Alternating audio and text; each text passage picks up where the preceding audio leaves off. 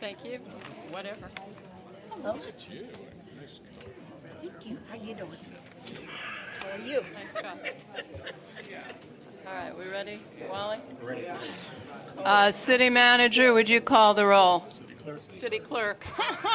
City something. Alderman Grover. Here. Alderman Rainey. Here. Alderman Burris. Alderman Fisk. Here. Alderman John Batiste. Here. Alderman Wynn. Alderman Wilson. Here. Alderman Holmes. Here. Alderman Tindem. Here. 9. We have a quorum. Welcome to the Monday, June 28th, 2010 meeting of the Evanston City Council. The first item of business is a public hearing on the Evanston Township fiscal year 2010-11 budget. City manager.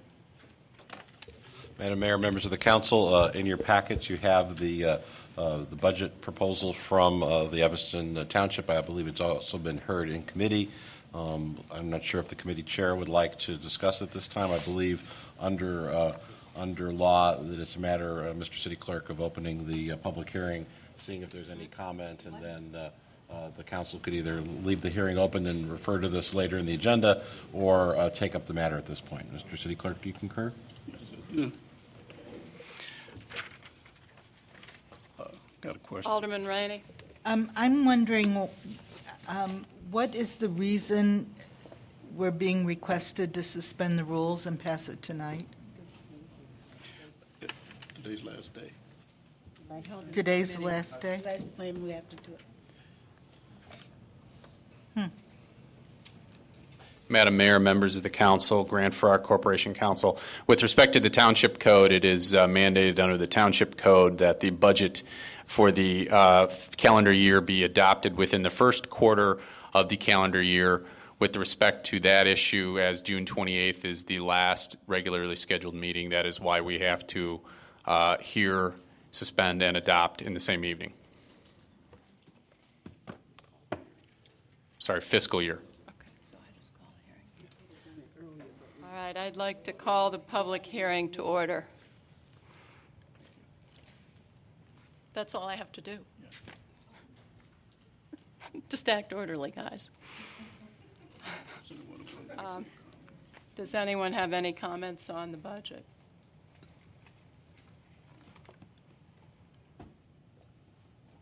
Madam Mayor, members of the Township Board, I think it's up to the chair to determine if you wish to deal with the budget at this point. It is also on your agenda further. If you wish, you can just have now the hearing be open, go through the regular business, and then pick up the budget at the time you get to it on the agenda. But, Madam Mayor, I move that we do that. Second. All in favor? Aye. Opposed? The ayes have it. Alderman Grover? That was what you wanted? Thank you. All right, next is Mayor's public announcements. I have none, and proclamations, there is one. Parks and Recreation Month, July 2010. Whereas parks and recreation programs are an integral part of communities throughout this country, including Evanston, Illinois, and whereas our parks and recreation are vitally important to establishing and maintaining the quality of life in our communities, ensuring the health of all citizens, and contributing to the economic and environmental well-being of a community and region. And whereas parks and recreation programs build healthy, active communities that aid in the prevention of chronic disease, provide therapeutic recreation services for those who are mentally or physically disabled, and also improve the mental and emotional health of all citizens. And whereas parks and recreation programs increase a community's economic prosperity through increased property values, expansion of the local tax base, increased tourism, the attraction and retention of businesses, and crime reduction. And whereas parks and natural recreation areas improve water quality, protect groundwater, prevent flooding, improve the quality of the air we breathe, provide vegetative buffers to development, and produce habitat for wildlife. And whereas our parks and natural recreation areas ensure the ecological beauty of our community and produce habitat for and provide a place for children and adults to connect with nature and recreate outdoors. Now, therefore, I, Elizabeth B. Tisdall, Mayor of the City of Evanston, do hereby proclaim July 2010 as Parks and Recreation Month in the City of Evanston and recognize the benefits derived from parks and recreation resources. Mr. Gaynor, would you like this proclamation?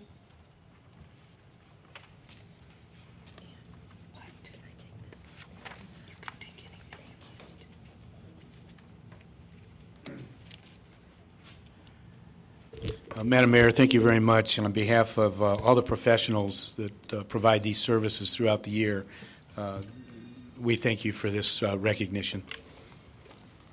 You are welcome. Next, City Manager, do you have public announcements and presentations? Yes, Madam Mayor, members of the council, good evening.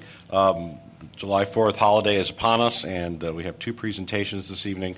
First, we have representatives with us this evening from the Evanston 4th of July Association. Would ask them to come forward and make a presentation.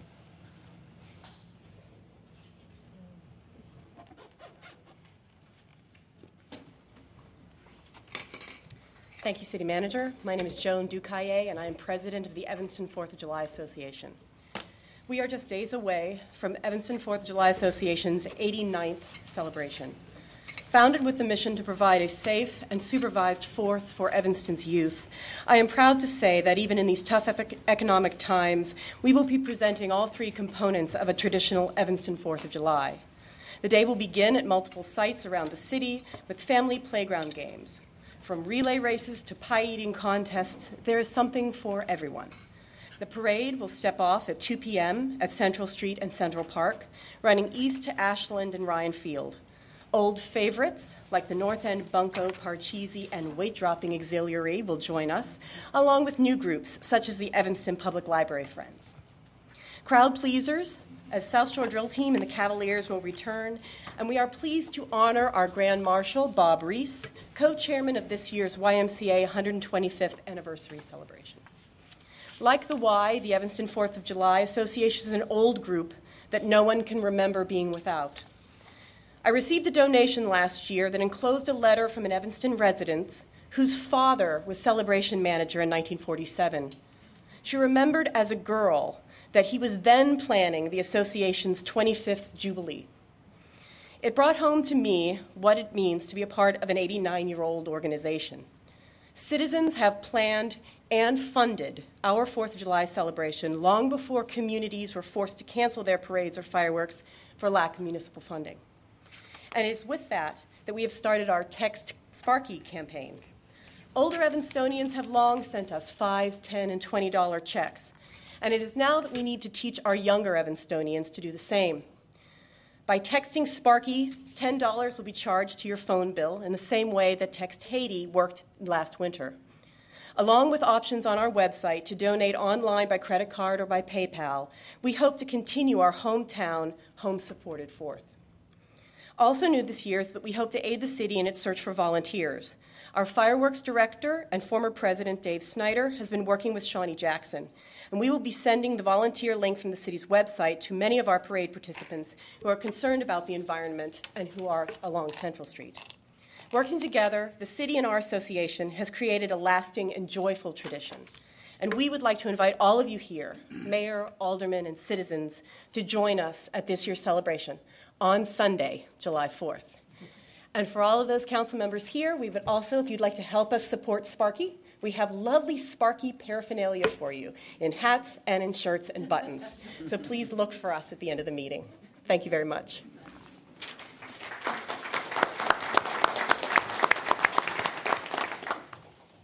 Thank you. Another part of our 4th of July is the change in trash collection schedule. Suzette Robinson's our Public Works Director.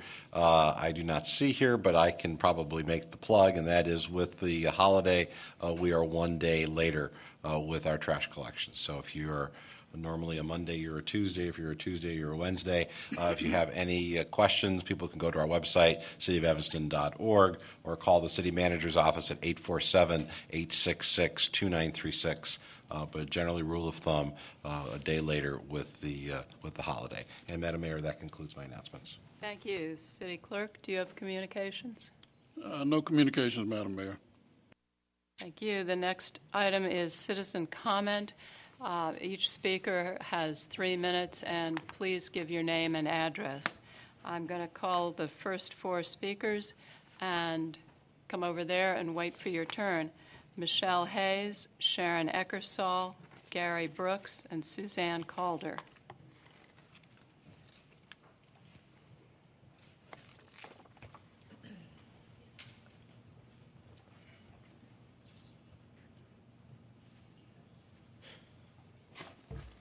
Good evening, Madam Mayor, Council, City Manager, City Clerk. I am here to speak on behalf of Brummel Park neighbors regarding 555 Howard Street, the mobile station. Neighbors are very concerned about this particular property, which has been a source of all kinds of disturbance and crime late at night. We are aware that City Council has been working to ensure that this business is closed past 7 p.m. And I wanted to speak on behalf of neighbors who support that decision. There are 2 issues involved with this business. Number one, I personally do not believe that the owner is capable of conducting an appropriate business late at night, regardless of what he may come to council and say. We've had a lot of experience with this particular property being problematic in the evening. Even though there have been some changes made, there is still graffiti all over the property. There are still questionable items being sold in the convenience store. Second of all, this property directly abuts a very densely populated residential area, and those people deserve to be able to sleep at night. One of the other concerns that we have as a community is that if this is going to be an ongoing situation where the closing time of this property is revisited, neighbors would like to have a voice in that. So if there could be some kind of open hearing before it's discussed at council or at whatever planning committee offers it, this business the opportunity to stay open later, I feel that the neighbors who are immediately affected by this property should have a voice in what happens there. Thank you very much for your time. Thank you.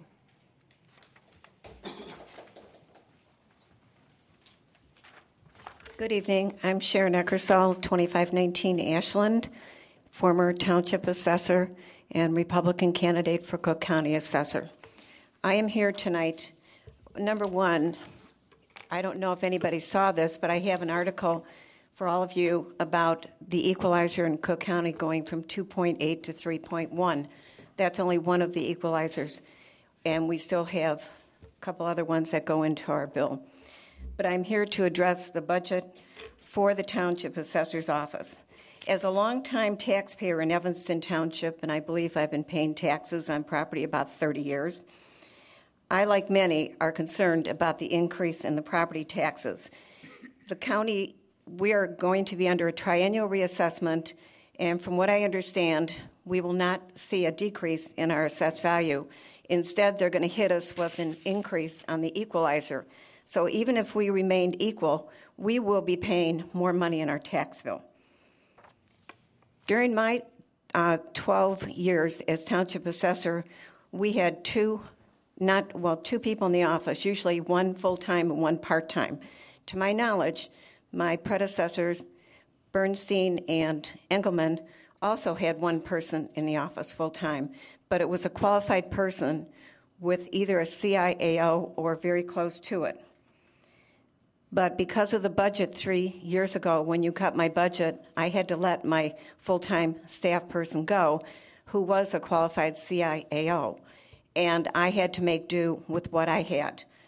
During the economic crisis right now, I think we all have to pull the reins in and make do with what we have and not go any further. And we have to cut spending. And I'm projecting that for the county if I am elected too. The spending has to be cut. And this is one way we can cut it. We're giving away $85,000 on that budget to a staff person. I think if you're going to do that, try and fund the fireman or the policeman's pension that we're so far behind on, but don't give it where it's not needed. I think it's very, very wrong, and we need to address it differently. It should be held at, I had my budget at $83,000, you're projecting $168,000. In Niles Township, which comprises Skokie, Niles, and Morton Grove, they have 2 part-time women who job share, and that is what they have. They have more parcels than we do, and only 2 part-time people that man the office. They get by. They also write letters as a welcome to every new resident in Niles Township. Why are we so special? I don't know, but I do want you to read that article from the paper around Sauganash, Wildwood, and Lincolnwood, and think twice before you vote for an increase when we need it in other areas. Thank you. Thank you.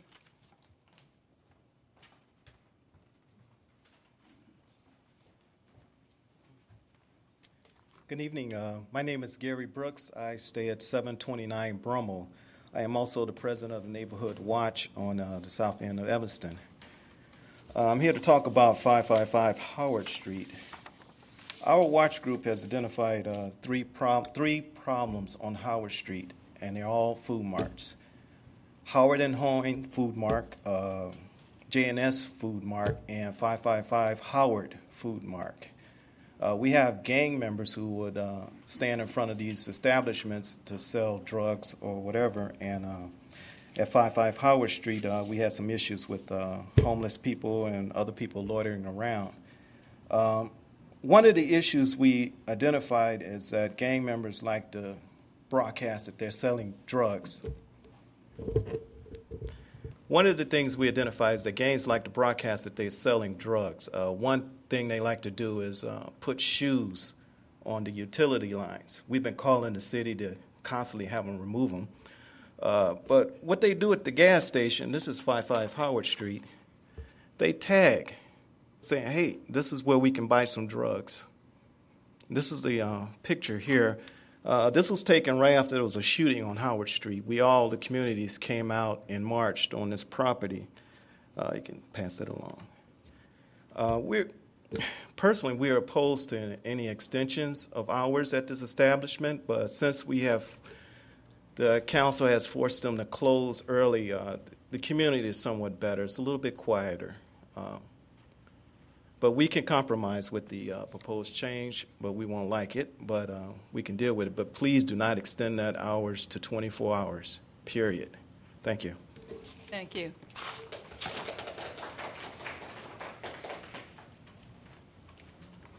I'm Suzanne Calder, 1509 Asbury Avenue, and I come tonight as a board member of the YMCA. We'd like to thank you for your consideration tonight for the proposal by the Mogul YMCA and Shorefront for a public education and art project honoring the Emerson Street branch of the YMCA. This is a year of remembrances and celebrations of the 125 years of the YMCA in Evanston. Last month, we recognized the importance of the Emerson Street branch of the Y to our community, with over 500 people from across the country joining us to recognize the role that branch played in their lives. We ask you to support the decisions of the Human Services Committee and the Arts Committee and the city staff who have vetted this signed photo project celebrating the rich legacy and lasting impact of the Emerson Street Branch YMCA. I hope you all agree that all Evanston will benefit from this project. Your support is most appreciated. Thanks. Thank you. Next, we have Morgan Meredith, Kevin O'Connor, Junad Risky, and Karistan Sorensen. Who has ceded his time to Junad. Go ahead, Morgan. Hi, my name is Morgan Meredith. I live at 229 Main Street. I just wanted to say a couple things in support of Evanston Public Library branches tonight. I moved to Evanston 2 years ago, and Since then, I've been thrilled to find out that I live so close to the South Branch Library. It's a big point of pride for me when I tell my friends about my new hometown, and I really brag about how convenient it is. And I'm there all the time. I say that if I got frequent flyer miles, I could travel around the world. And since I'm there so much, I thought I would share a couple of observations about it. First of all, I think that every time I go, it really is a community hub in terms of people coming in and talking about books, families bringing their kids in to get them excited about books with all their programs. I really, truly believe that it's a community gathering place. Second of all, I think that it's also a great way for people to get out and participate in their local economy, leave their cars at home, walk to their branch library, spend their money on their local street, whether it be Central or Main, and enjoy just walking around in their own hometown and getting their business done that way. So I really hope that the support for the library extends to you all, and I really hope that the branches stay open. So thank you. Thank you.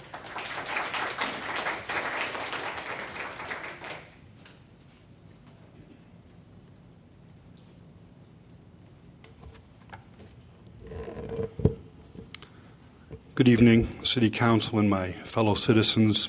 My name is Kevin O'Connor, and I live at 1227 and a half Isabella.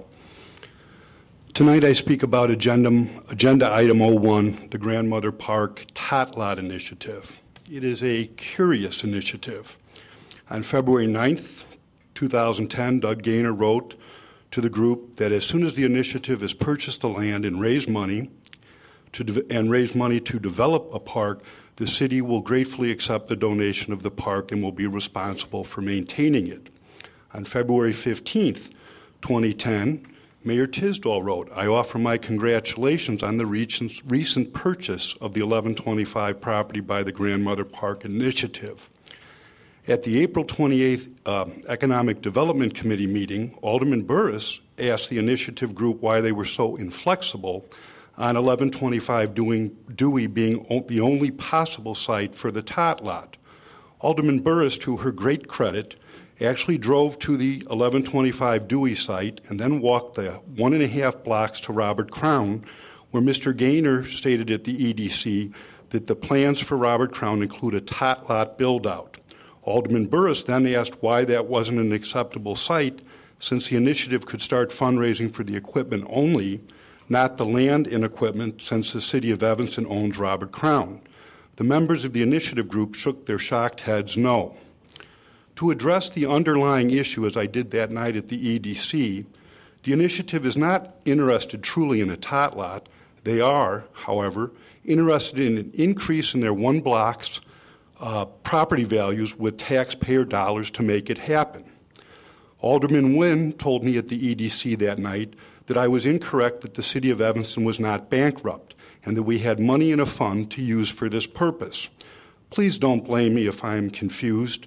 When Mayor Tisdall said at the library press conference that there will be a tax increase for the $175 million pension shortfall that occurred on her and her fellow veteran aldermen's watch.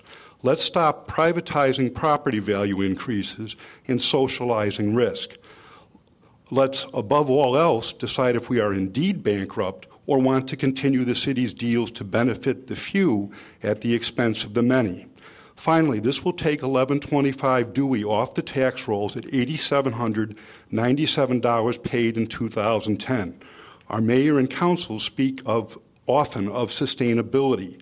How is this in the overburdened taxpayers' interest? Thank you. Thank you.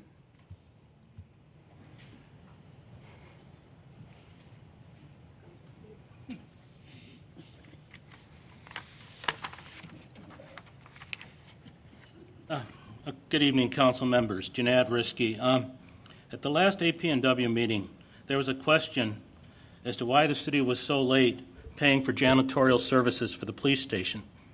Chief Eddington came up to the podium and took the responsibility, stating he did not issue a PO, so the company could not get paid.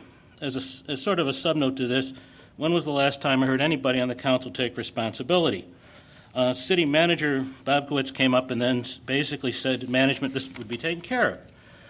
My issue is, why is the police chief responsible for getting the toilets cleaned in the police station?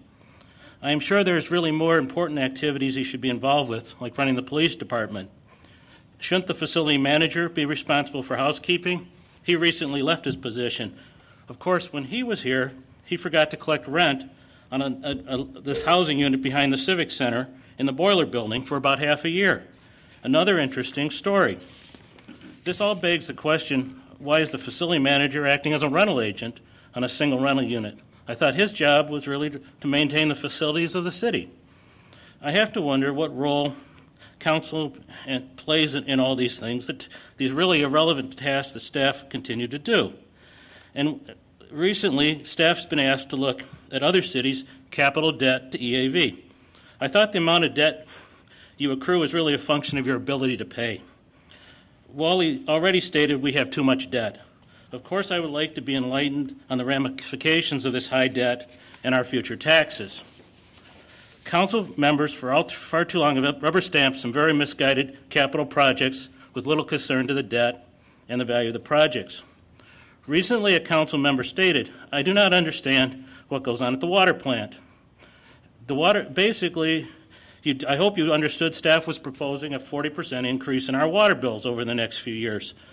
I was very troubled in that presentation by the pie-in-the-sky view that we're going to sell water to other communities and we could double the size of the footprint of the plant over the existing area. Did the presentation tell you anything about the current business model of the water plant? No, it did not. It appears 80% of our water is sold to other communities right now. I have a very bad feeling, given our poor accounting practices and other issues here, Evanston residents could be subsidizing water we sell to the Northwest Water Commission in Skokie. What business expands its operations or wastes money on consulting studies such as hydraulic studies if it does not understand its current profitability? Really, it's a business that's going bankrupt, or it could be a monopoly. As in a point of closing on this, with the continued mistakes we continue to make here, some of the poor operational practices, the poor use of capital, and maybe unnecessary staffing, what percentage of our total budget is being misused and wasted? 1%, 2%, 5%? 1% of operating is about $800,000. 1% of the total budget is $2 million. It is very unlikely the city is even operating at a 1% efficiency. And as our revenues decrease, many more problems with these inefficiencies are going to become apparent. Thank you.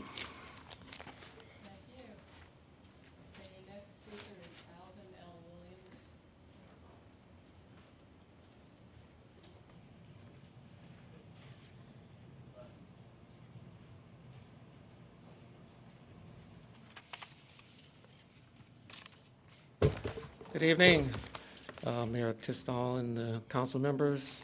Thanks for allowing time for citizens to make comments. Pursuant to Ordinance 10-0-87, my name is Alvin L. Williams, PhD, at 1040 Pittner Avenue. Pursuant to Ordinance 10-0-87, external illumination of building lights by Niehoff, located at 2205 Lee Street, we respectfully request your intervention in order to exact full compliance of above violation. Many years ago, many may remember, we had many meetings within the communities to decide the type of lighting and wattages of the lights to be installed in the neighborhoods in order to maintain and achieve a certain ambience. Well, Niehoff has created a disruption that seriously alters those efforts. Pictures are available. They were approached back in March. They were cited with a violation by the city in April. As a result, they installed 3 amber lights on the west side, turning off the very bright white lights. And on the north side, they installed 1 amber light. Well, that went on. They were in compliance somewhat for 3 weeks, and after about 3 weeks, they turned all of the lights on again, which caused a glaring onto the right of way, which they're not supposed to do according to the violation.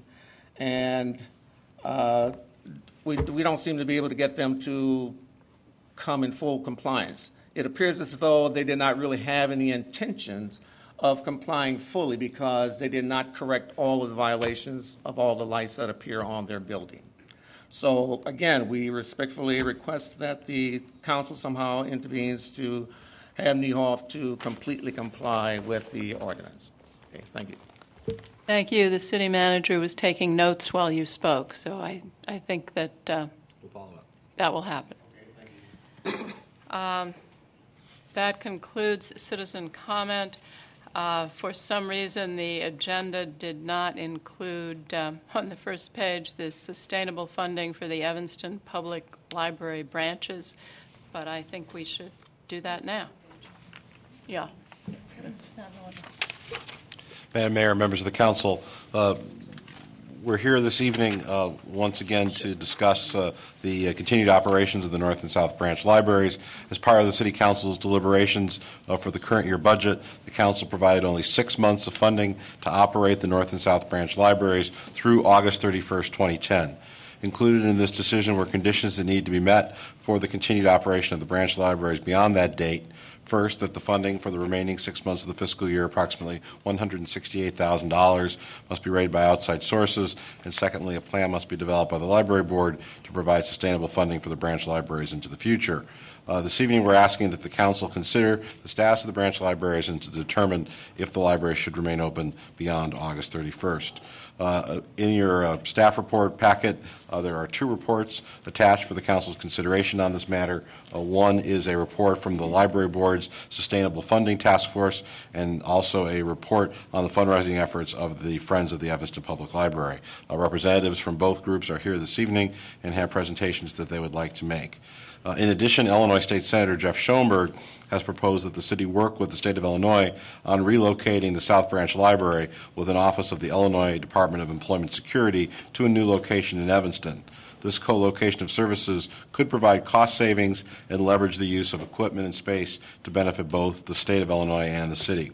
If the City Council agrees to extending the operation of the branch libraries beyond the current funding date of August 31, it's my recommendation that staff be directed to continue working with the state on identifying a potential site for the relocated South Branch Library and to return to the City Council as soon as possible with specifics on such a proposal. So, Madam Mayor, members of the Council, unless you have some initial questions of staff, there are representatives here from both the Library Board and the Friends, and would recommend that you first hear from the Sustainability Task Force of the Library Board. Alderman Rainey. So is it my understanding that the branch library people did not raise the money to sustain the branches for the remaining 6 months of the fiscal year? Alderman Rainey, members of the Council, they are here and certainly can answer that question. There is on page 6 of your packet a report from the Friends detailing their current money raised, and that report indicates that $110,000 has been raised toward the goal, and then there's some additional funding efforts. And Alderman Rainey, I would... Is that cash? I mean, do they have money in the bank? They do? Okay. So are they going to contribute that to the next 6 months' maintenance of the libraries?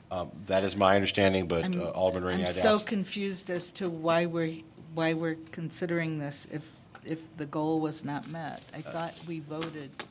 I guess anything's up for grabs then.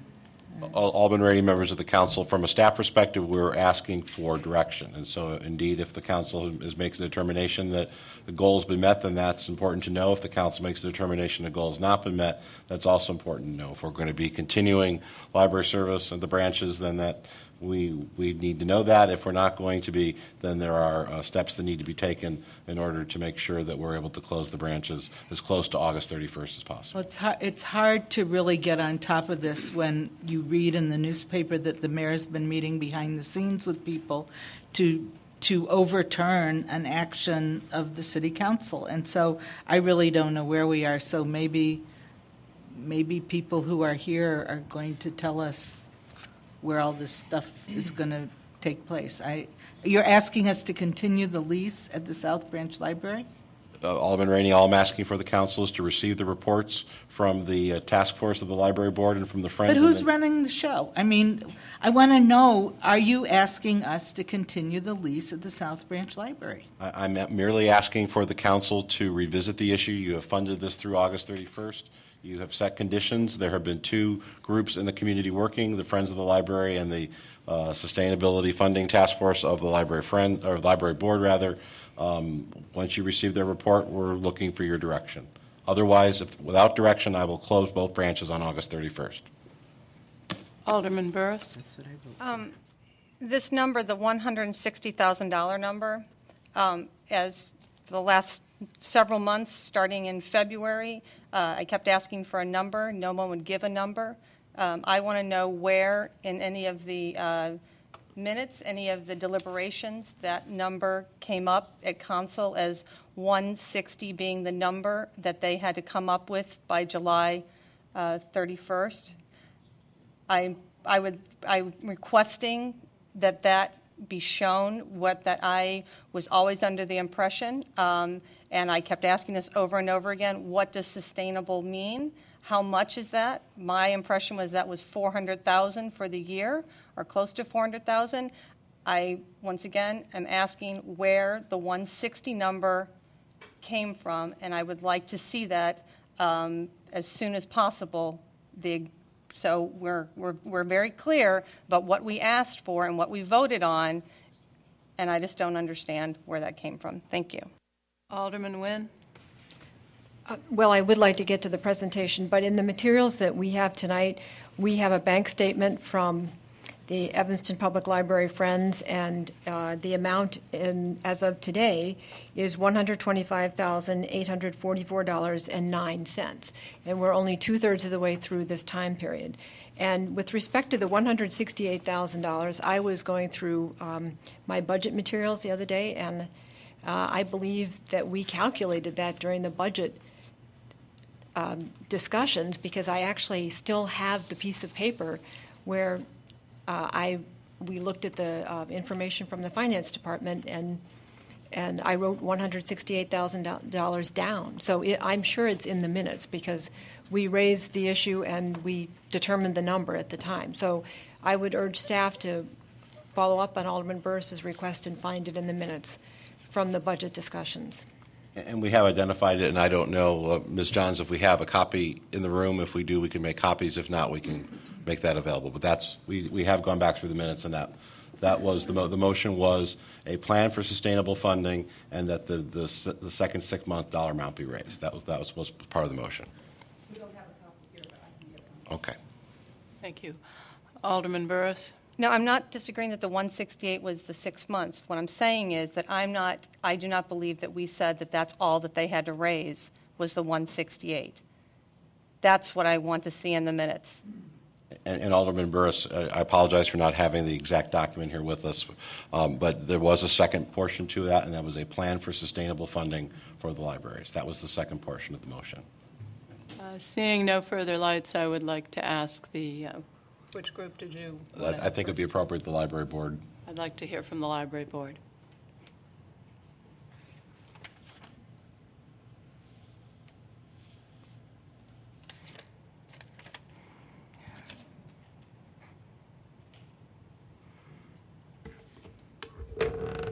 Good evening. I'm Karen Terry, and I'm president of the Library Board of Trustees. I'm a little nervous. I'm here tonight to report on the Library Board's Task Force for Sustainable Funding of the Evanston Public Library. I was a member of this task force. During the budget debates last winter, the City Council made three requests of branch supporters to raise enough money to keep the branches open through February 2011, to report back on more sustainable means of funding the library branches, and to look at how the library could expand services to the west side. You'll be hearing from the Friends tonight about their fundraising efforts, and I believe you'll hear that the money is on hand for the second 6 months, and the point of that was to give everyone time to really do a thoughtful job of considering the future of the branches and how best to fund them. The task force, in its work, noted 4 options for sustainable funding. And you have that report in your packet. I hope you've had a chance to take a look at it.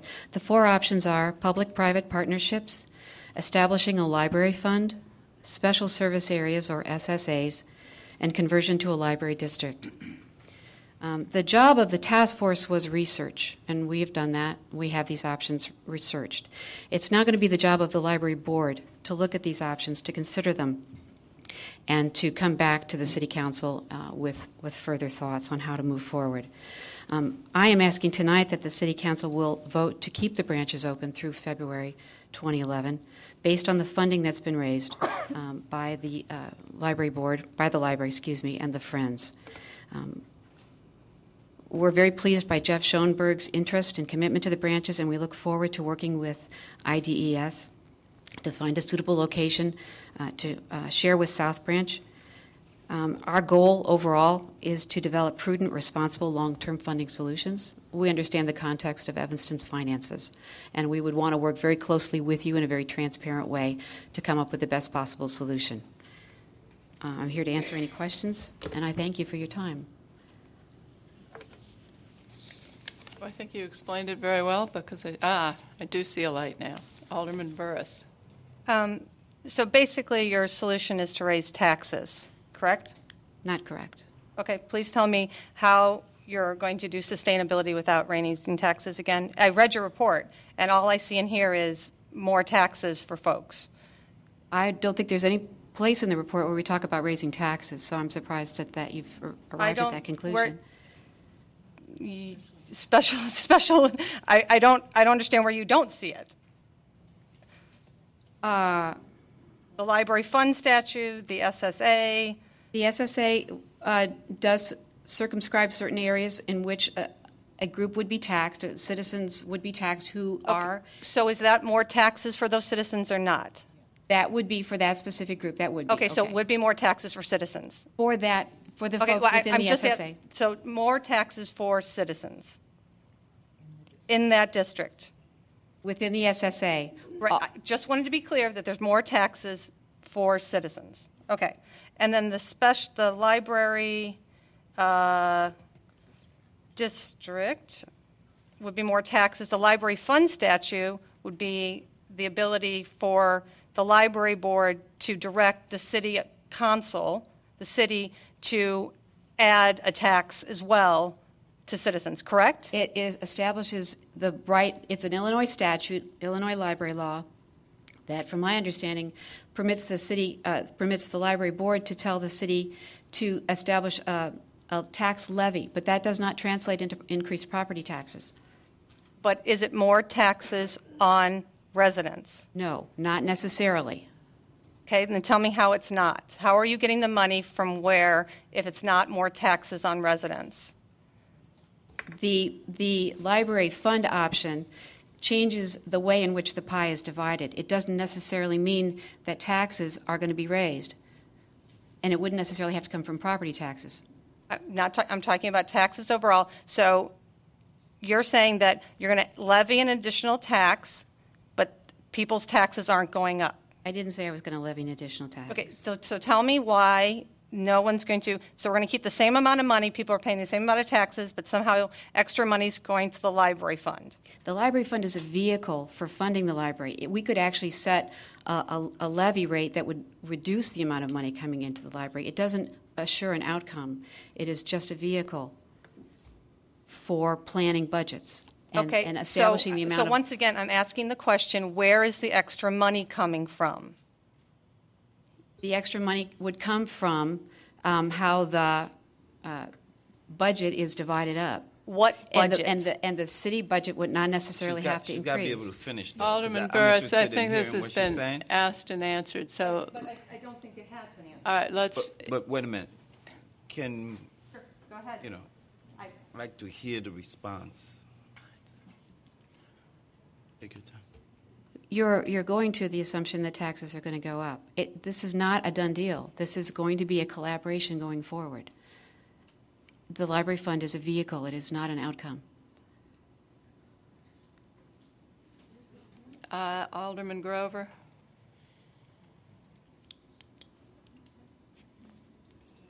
Thank you, Ms. Terry. First of all, for your work on both our Library Board of Trustees, the task force, and for your time as chair of the Library Board of Trustees.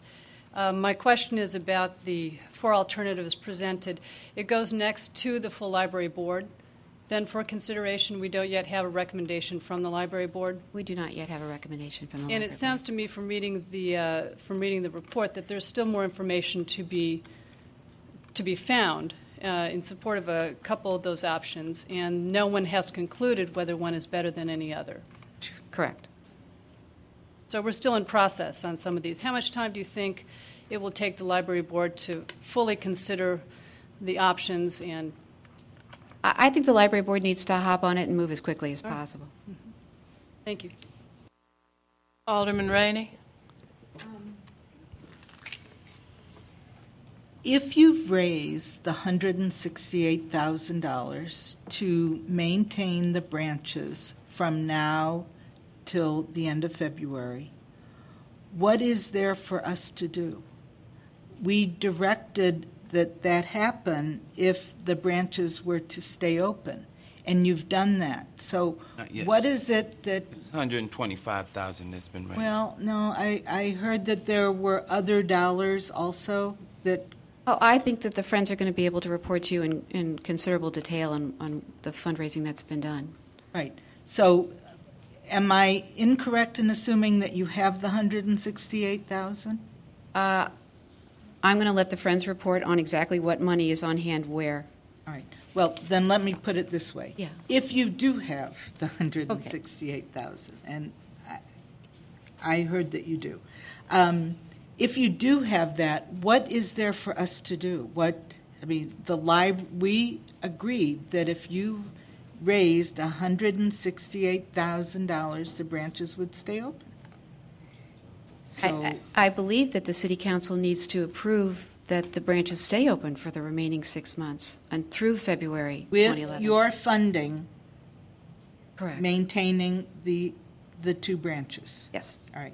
Will there be a change in the lease for the South Branch where you all will take over that, or will that still be a city responsibility?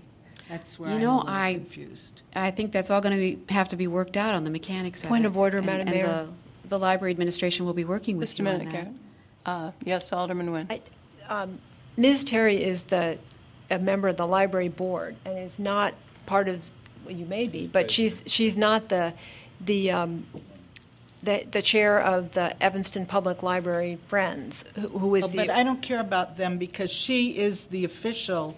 I do, but it seems to me that she's the authority on the library board. No, I understand next to that, Alderman Rainey. But when you say if you have raised the money, Ms. Terry has not raised the money. But it's Evanston Public Library Friends that have raised the money. So I think those questions are best addressed to the city staff and the council and Evanston Public Library Friends. So Ms. Terry is here presenting us the task force report, and then I believe we're going to hear from the Evanston Public Library Friends next. That is correct. Well, I'm sorry you disapprove of my inquiries, but I'm very interested in this discussion, and I'm very concerned that we not get hoodwinked. And I will wait and ask questions later if this is not the person. However, I look to the head of the library board for information. And Alderman Rainey, I think where you started with your question was, are we going to renegotiate the lease at South Branch? I won't personally be involved in that, but that will need to be addressed in some fashion. I'm just so astonished that we're at this point. I just have no idea what's going on. But anyway, so let's hear from somebody who can give us some answers. Alderman Fisk has a question. Yes, thank you, and thank you, Ms. Terry, for your presentation. One of the reasons that I had been interested in SSAs from the beginning is the economic development component of that. As you may be aware, there would be money also coming to benefit the surrounding business area. And that's dependent on the assumption that the library is an economic generator of people that we want to come to Evanston to shop and use our restaurants. Have you given any thought to that in your deliberations as a library board? The library board has not really taken on this whole topic. We just received the task force report last month, and so those deliberations begin now, but that's a very important thing to consider. Alderman Wilson.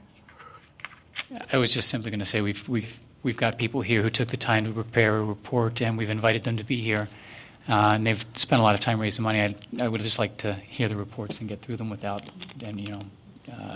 preemptively debating what they might or might not say. So, thank you, Alderman Jean-Baptiste.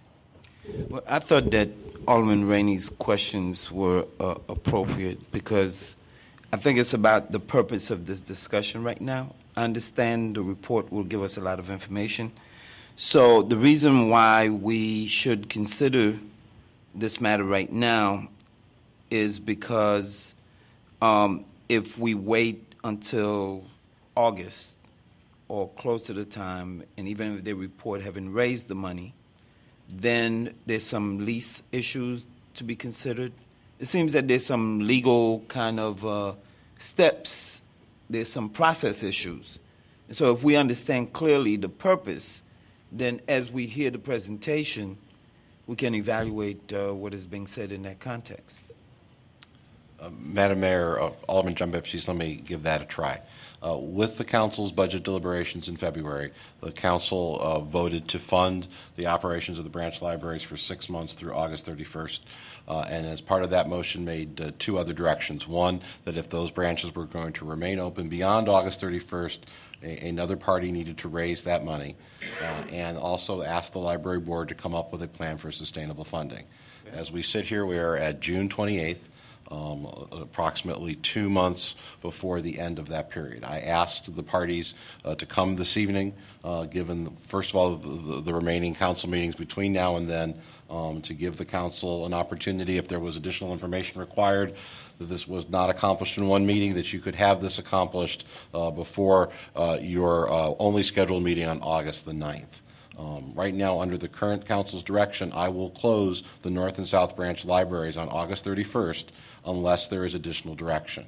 If there's not additional direction, I want to begin staging staff so that we can move out of the South Branch facility as quickly as possible and not incur as much additional cost as we don't have to. Currently, the lease will expire under notice that we've given. We can be out of the lease the first week of August and be on a day-to-day basis. So if the council does not wish the libraries to remain open past August 31, I want to be able to know that and make sure that we can get out as quickly as possible. If the council has decided that the conditions have been met and you wish to have the branches remain open, my sense was that the sooner that decision was made by the council was for everyone's benefit. Okay. So today the purpose is to get a status because we have no authority to make a decision right now to say they have not met the conditions, therefore move forward. Because they have 2 months. They have until the 31st. I mean, it may be prudent as city manager for certain processes to be in place. I understand that. But, it's important that we not get caught up in a particular conflict that as to whether or not the library branches ought to stay open at this stage of the game on June 28th when they're given status. Why should we be taken back by the fact that they've only raised $125,000 right now? They still have 2 months to go.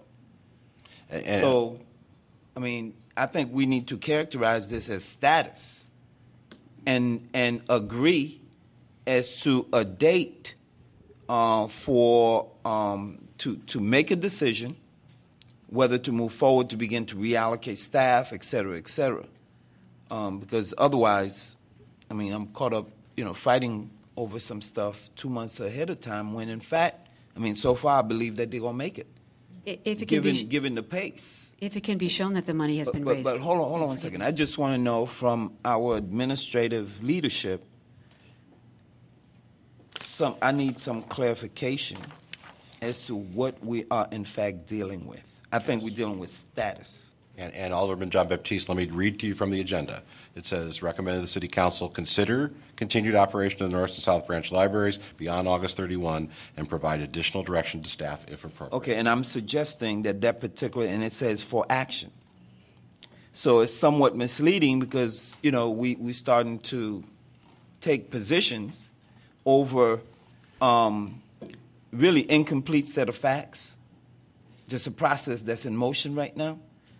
And I think that all we need to do today is to really hear the status and then agree as to when we want to make certain decisions and why we need to make certain decisions. And so that will be contingent on you telling us that you need 15 days to move forward on certain things, and we look at the schedule of meetings to see when we could give you the 15 days, the 21 days, whatever it is. And that's all good action to me. Okay, so you just described. So can, I did not want to supersede the will of the council. The motion was general in nature with the approval of the budget. I am trying to be prudent here as your city manager to put this back before you and to get additional direction. So I'm moving to amend agenda item SP1 to characterize it as a status and we hear the status. Second. All in favor of, it's been moved and seconded that we amend the agenda item. Alderman Wilson, do you want to speak to that motion or something else? I'm most interested in hearing the report. And okay, I think, have you know, three other aldermen but in front of you. even before we address it. Sorry, I think we would do well to hear this report. I have now more than three. I have 5 aldermen.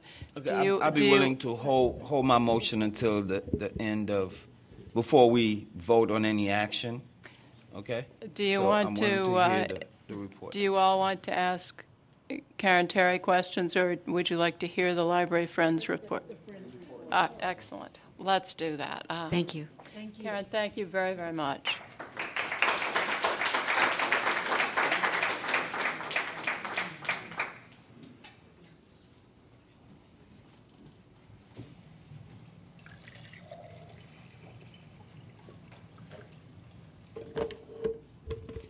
Hi, my name is Lori Keenan, and I'm Vice President of the Evanston Public Library Friends.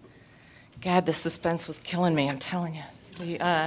We are going to tonight make our interim report to the council. And we had, the PowerPoint was prepared on a Mac, and we live in a PC world. So we've got a couple things that fell out of the presentation, so bear with us tonight.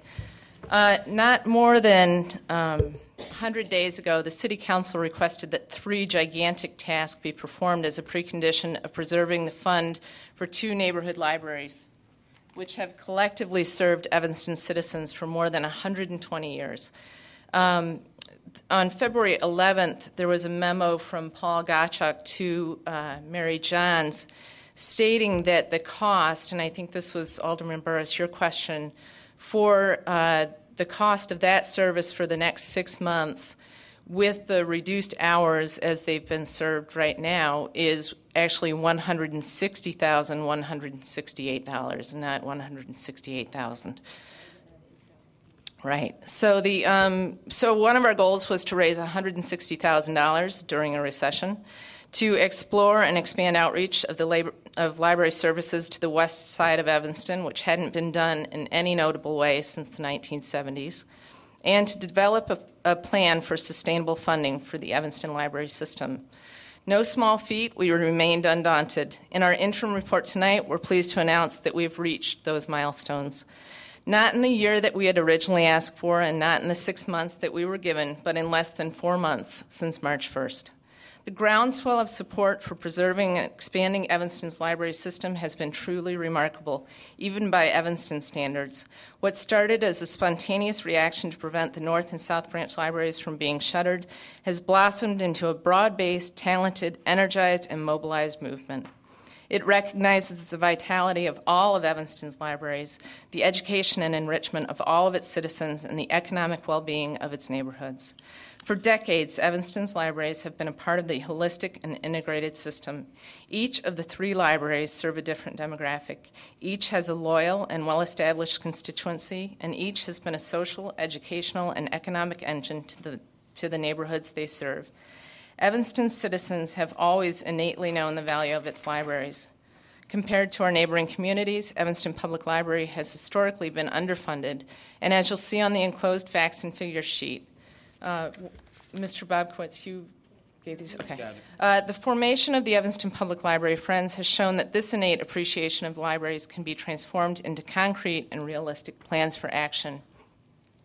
Our mission statement was we are an independent, community-based organization dedicated to strengthening Evanston Public Library's innovation, leadership, and neighborhood outreach. I think it's important to note that we are not just about the branch libraries, but we are about Evanston Public Library system on the whole. So the directives. City Council's directives as of the February 2010 meeting was to raise approximately $160,000, to expand library services in West Evanston, and to investigate sustainable funding options. We're going to be talking about the first 2 of these tonight. The last one was addressed by Karen Terry, Library Board President, and Jeff Smith from our organization will also fill you in a little bit more about the sustainable funding options. Some of the members of the Evanston Public Library Friends did participate on the task force and contributed to its final report. The final report was just a basis in facts. It was not any sort of determination. We didn't have an axe to grind. It was just presenting these are sustainable funding options for libraries in Illinois. We feel that among the solutions, there are certainly options for the libraries should the council choose not to continue funding, as well as options we could implement to supplement or enhance funding. The directive was to raise $160,000, which we've exceeded. This includes $125,000 as of today's bank deposit, $25,000 from the library board in a challenge grant, $25,000 donation from a previous donor, which had been earmarked previously for branch renovations, which was then subsequently put back into the Friends budget.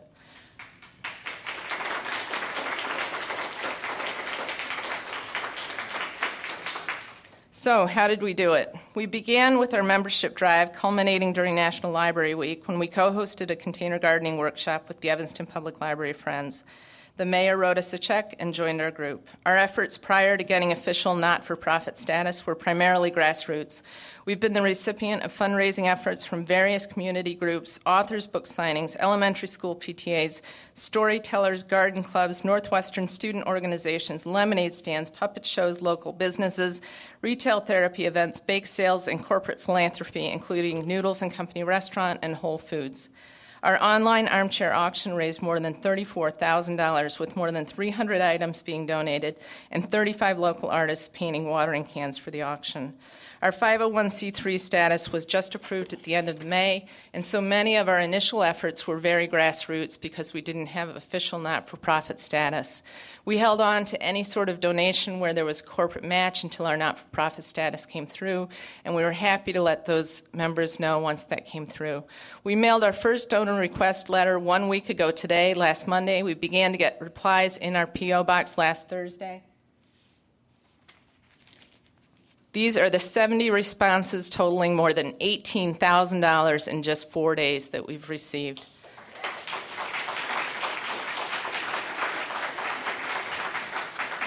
Nearly a dozen grant writers have expressed an interest in helping explore funding with meeting us, and we've got a meeting scheduled for the second week of July with those grant writers. At the invitation of the Evanston Public Library, we will proudly be marching with the book cart precision drill team in the Evanston 4th of July parade. On deck for us are a mega book sale, our Whole Foods promotion, shameless plug, June 30th, do your shopping at Whole Foods. 5% will go to the Evanston Public Library Friends. Whole Foods was very, very grateful to get involved because they know what an important catalyst for business the South Branch location is. You've also got a letter in your packet from the Evanston Community Coordinator from Whole Foods. Northwestern University has also assisted us by promoting our online auction and upcoming book sale at their recent book sale. And we're currently working with 2 Northwestern University student interns to help build our website, promote our events, coordinate our social media, and member outreach. Now retired longtime Sun-Times literary critic Henry Kaiser helped enlist authors to support our efforts. More than 30 local authors have joined our cause, including best-selling author Scott Turow and Audrey Niffenegger, both of whom donated items to our online auction as well. A sheet of quotes and remarks from all the authors is also included in your packet tonight.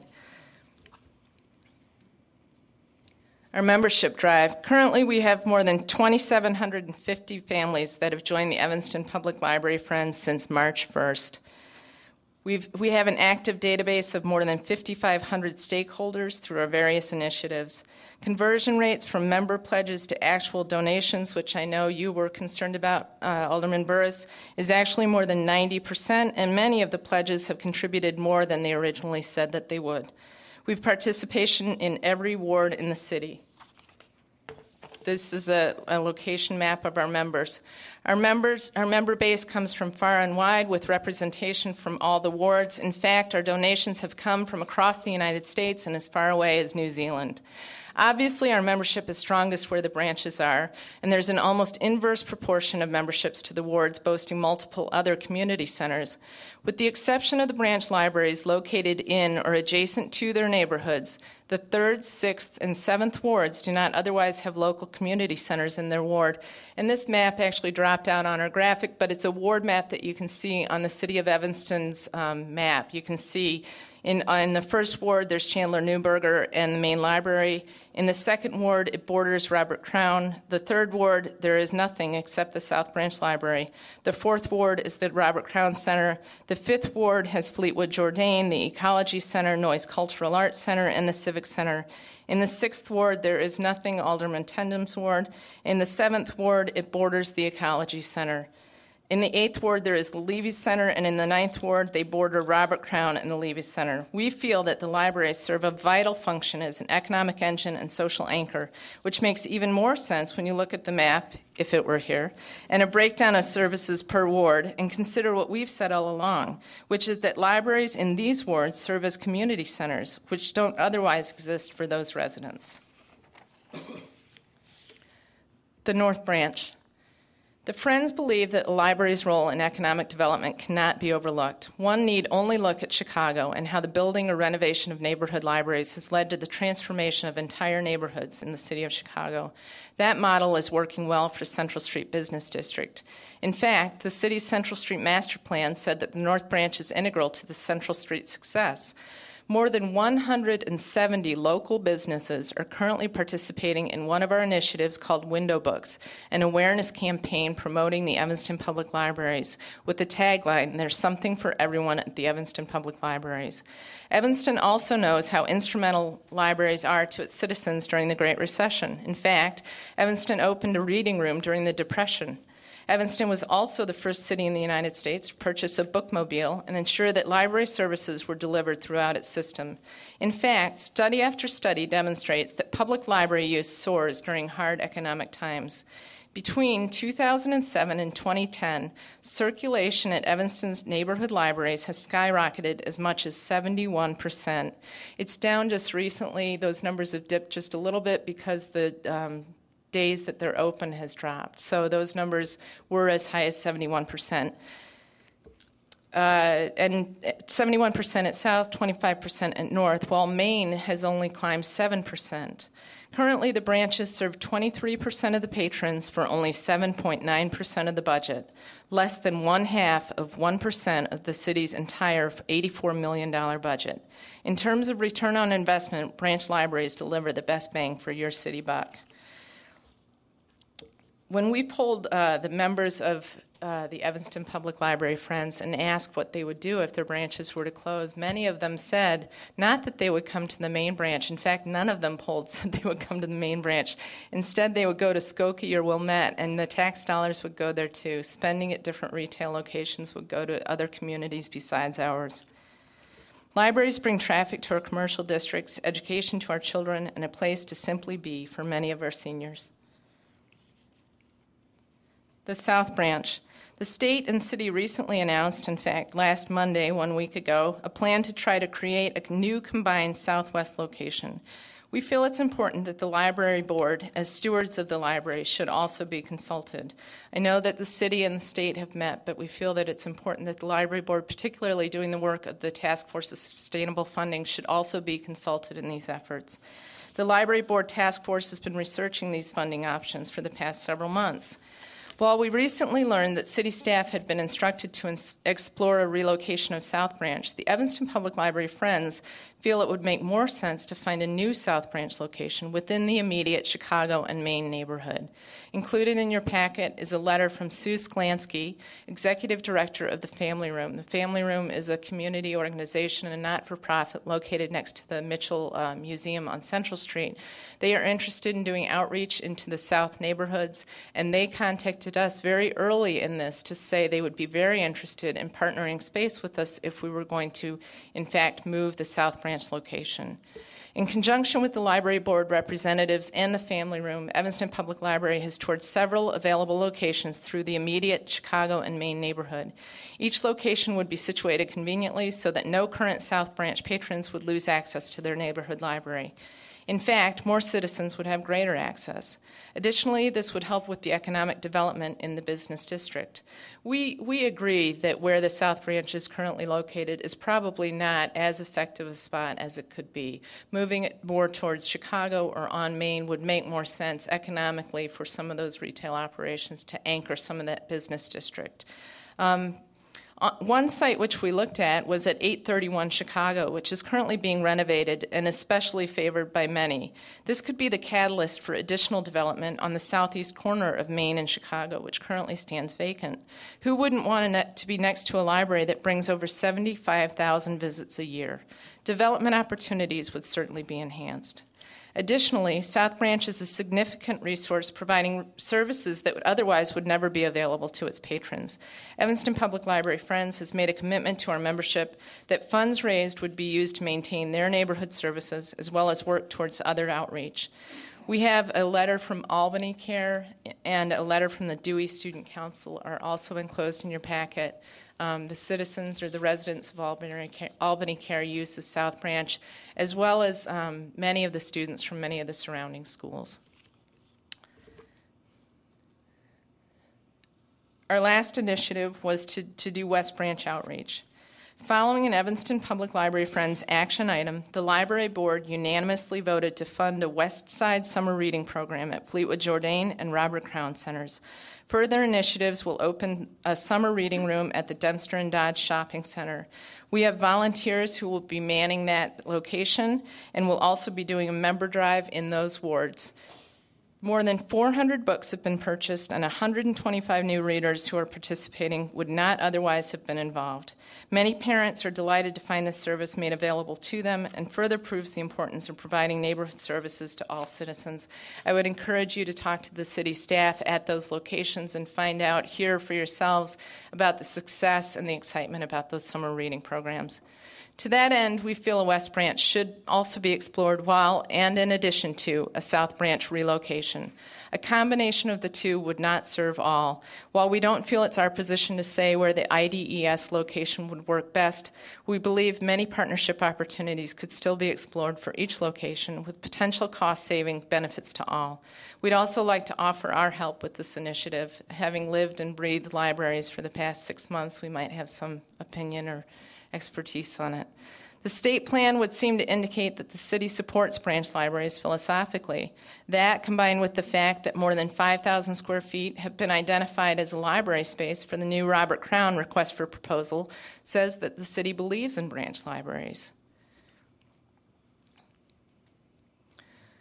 We feel strongly that the community of Evanston supports its local libraries, and we would like the city to do the same. The libraries are an important part of what makes Evanston a strong and vital community. Having more, not fewer, libraries will make us that much stronger.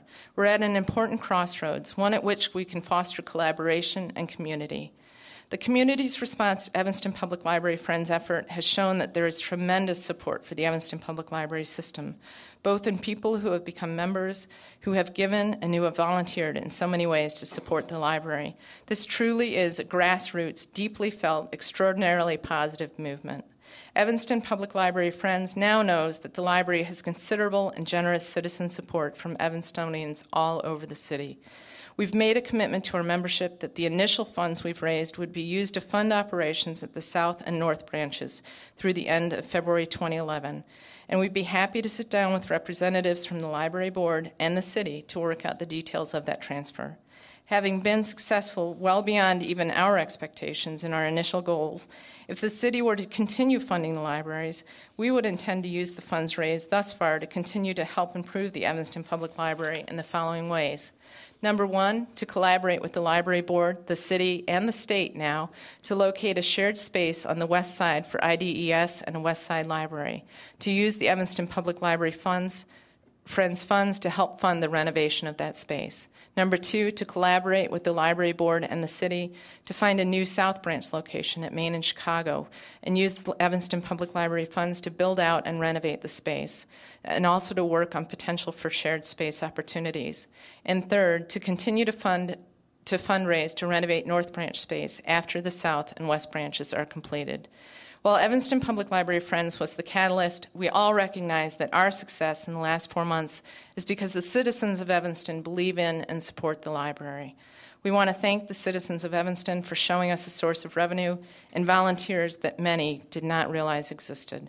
Thank you for the opportunity and for helping all of us see the true potential of Evanston. As Senator Schoenberg recently commented, there is broad support throughout the community for retaining the branch libraries. Thank you.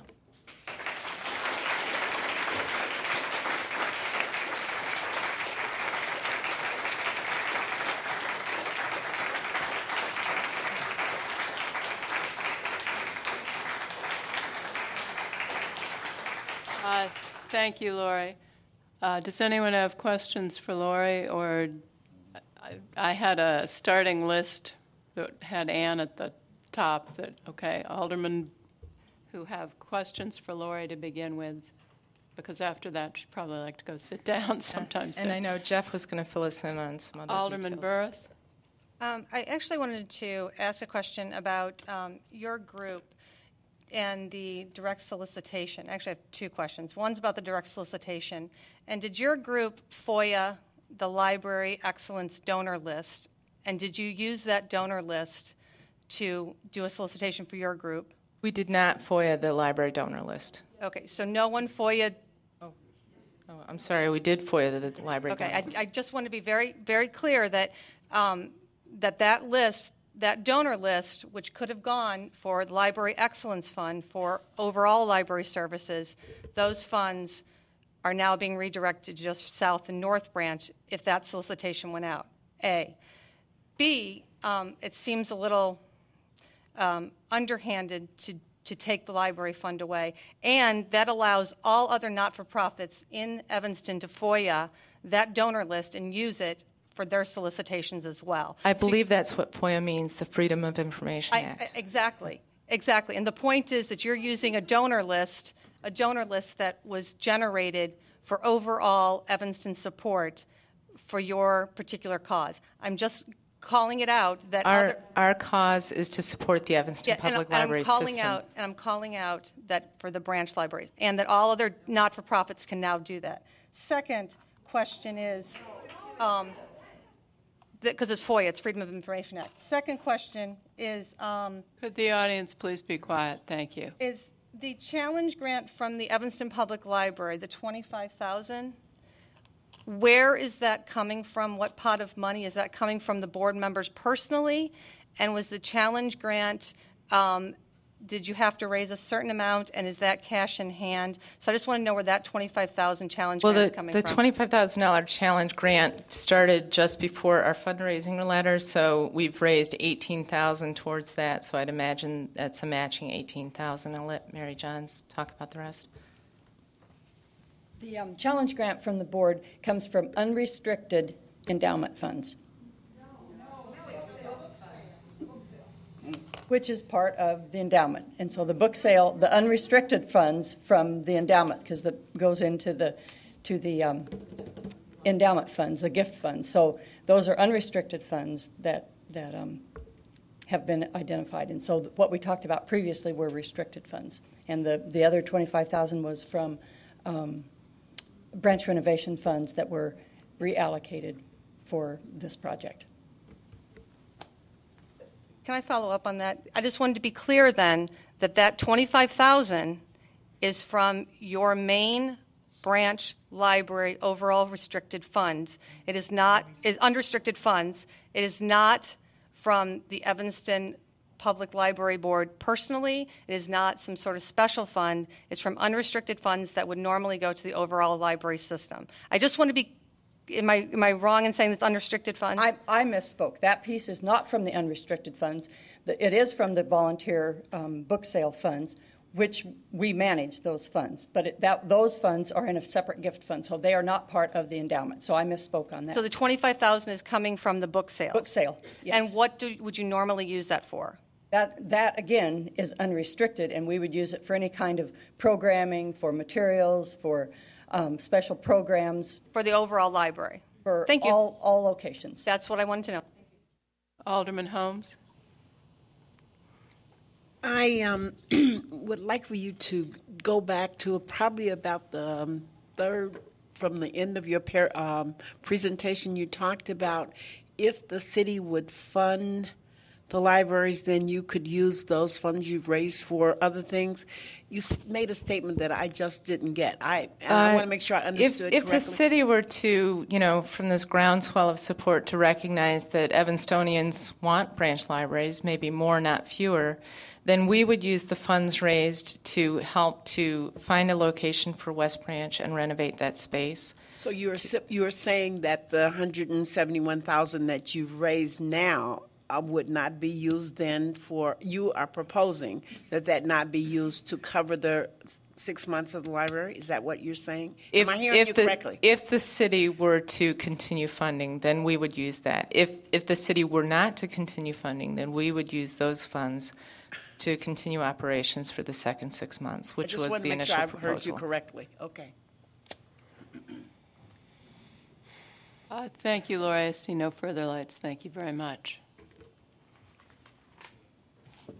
Okay, Alderman, you're on a list of... Also, Jeff Smith from our group wanted to make a quick point of clarification. Alderman Fisk, did you have a question? Yeah, my question was for Wally, so if Jeff wants to... Jeff, go ahead.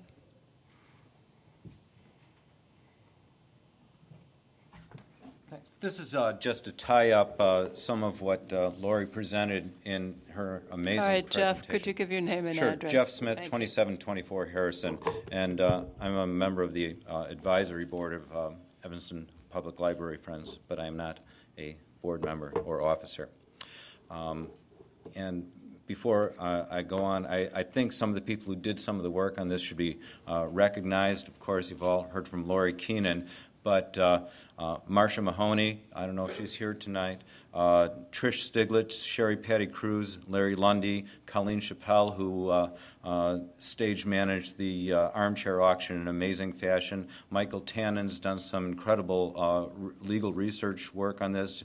Jim Hughes been working behind the scenes on the website, and again, an enormous amount of research. Ellen Newcomer adding, of course, her own inimitable talents to this project. Eb Moran's counsel has been greatly appreciated. Mary Rosinski and Emily Guthrie trying to ride herd on all the folks, and I'm sure I've missed some, but it's been just an incredible group. As you know, I've seen a lot of activist efforts over my career and lifetime, and I don't know that I've ever seen anything like this energy come together so spontaneously, so quickly in Evanston. And what Lori said about it representing the groundswell of support, I think in the city should be taken as more than rhetoric. It's something that in a democracy I think every elected official has a duty to take under consideration. Now, the sustainability aspect, There's no one answer to sustainability just yet. The real charge for the Friends was to come up with a way to keep this going for the next 6 months, and by then we're into another budget cycle, but hopefully this way we don't have to wait until then to get there.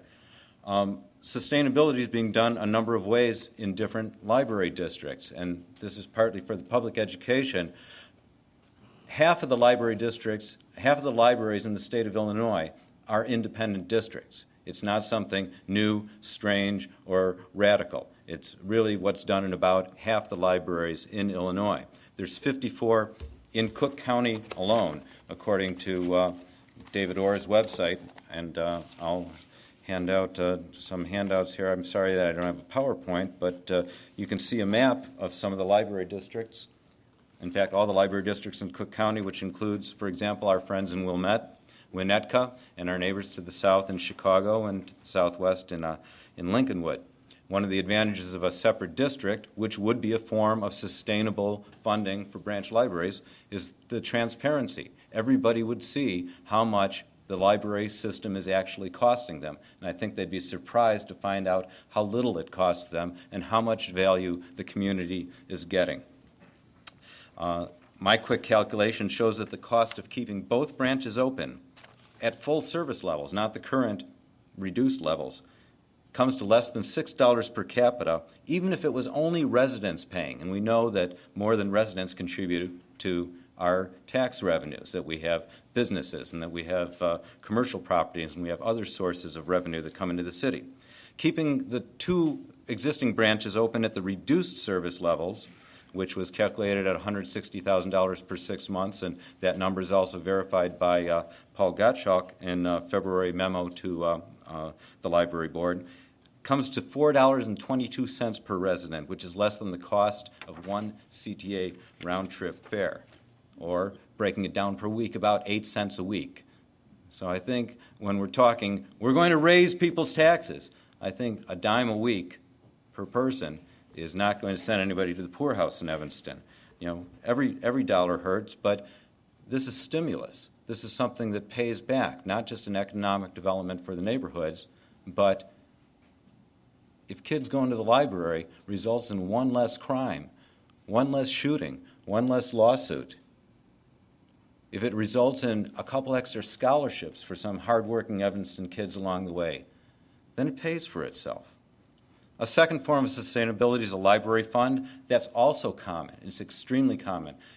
Ms. Terry alluded to that. What that is that the library board, in essence, controls its own funding.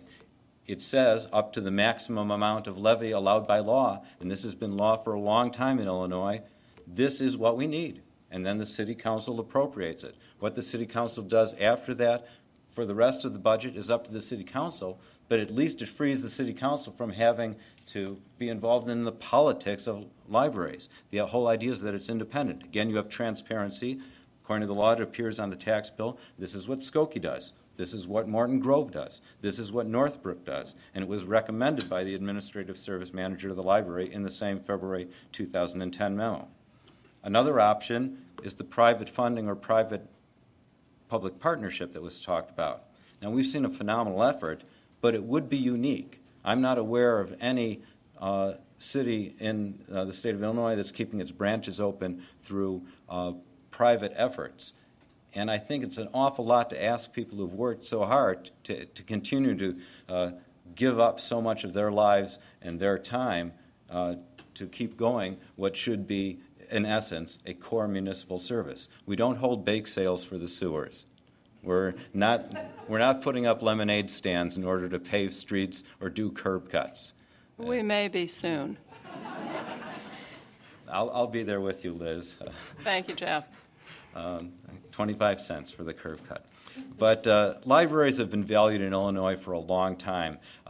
In Evanston, we opened a library in 1872. We put up libraries here before we had ETHS, and we have 2 branches. It's coming up on a century since this community decided that we needed to have both a south branch and a north branch. And while we feel that there's a void left in the map of where our branches are, and I'm going to pass out another handout here, you can see where the existing branches are. For about 2/3 of the population of Evanston, you can pass those down, either the South Branch or the North Branch is the closest library. If there's a reduction in services by closing one of those, it's inevitable that fewer people will be using the library. Some will go to Winnetka or Wilmette, some might go down to Chicago, some will go to the main branch, but there's some number X, and we don't know what that X is, but I'd say it would be thousands of visits that just will stop going to the library. And odds are it'll be people in the communities that need it, that need libraries the most. Private funding would be unique, and I think I'm going to speak here as an individual, not for the board, an abdication of municipal responsibility. And also, you're turning over some control to a non-governmental stakeholder. So to that extent, to the extent we want a municipal service to be democratic and to be responsive to all the public and not a small group of stakeholders, I think it would be something to be concerned about if I was a public official. Jeff, can you wrap it up? I will. The last one was the last one was questions. special service areas, and I urge this council, and especially the many legal minds on the council, to really look deeply into special service areas. Again, we don't have special service areas for any other type of municipal service. You would end up somewhere drawing a line between people who are taxed and people who are not. And somebody would be taxed and their neighbor across the street would not be taxed. It would be unpopular with many, many people. For anybody at the boundaries, at the margin, it would be inequitable. It would make it more difficult, I believe, to expand services into the parts of Evanston where we need it the most. Not just libraries, but anything else. It would be setting a precedent saying if you want it, you have to pay for it. And so for that reason, I believe that the Evanston Public Library Friends is in general very skeptical of the concept of SSAs while not ruling them out.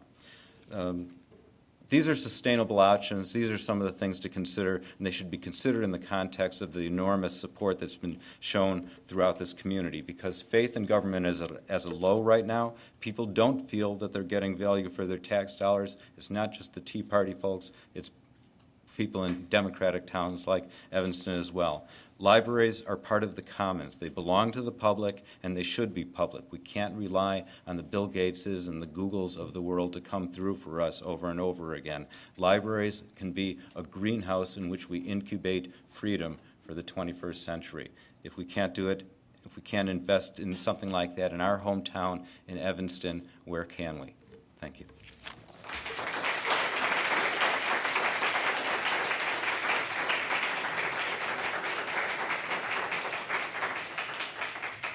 Alderman Fisk. Thank you, Madam Mayor. Wally, what I'm wondering about is I'm confused now about the South Branch Library location, because what we've heard is that it sounds like that's not the location we want that library to remain in. And I'd like you to tell me and the rest of the council what your thoughts are on that in terms of terminating the lease. And do we terminate that lease and then look for another space? How do you plan on looking at that if we go ahead?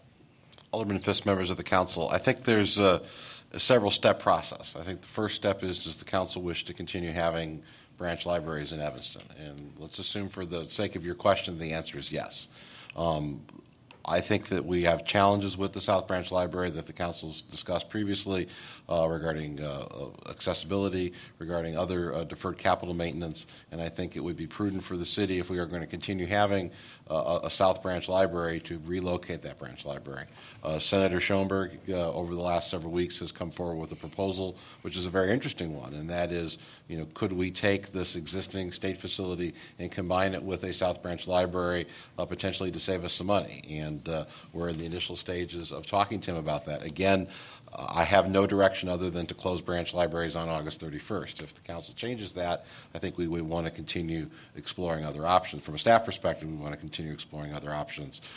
Tonight you've heard some other ideas, and I think those also have merit.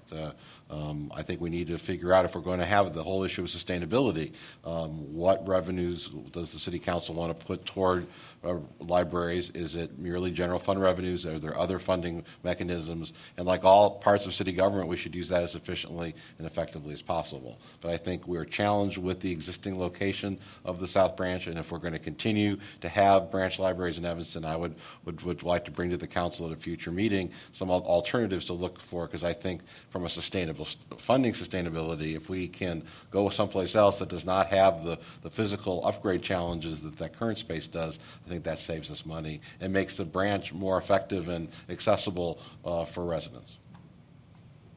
Again, my inquiry is really based on what can the library do to stimulate economic development in certain areas, and I think Main Street is a good location. But just from that point of view, I think I would really be interested in hearing what you and others have to say. Ms. Keenan, there you are. I think what she had to say in terms of Main Street and Central Street and Dempster Dodge and, Church Street.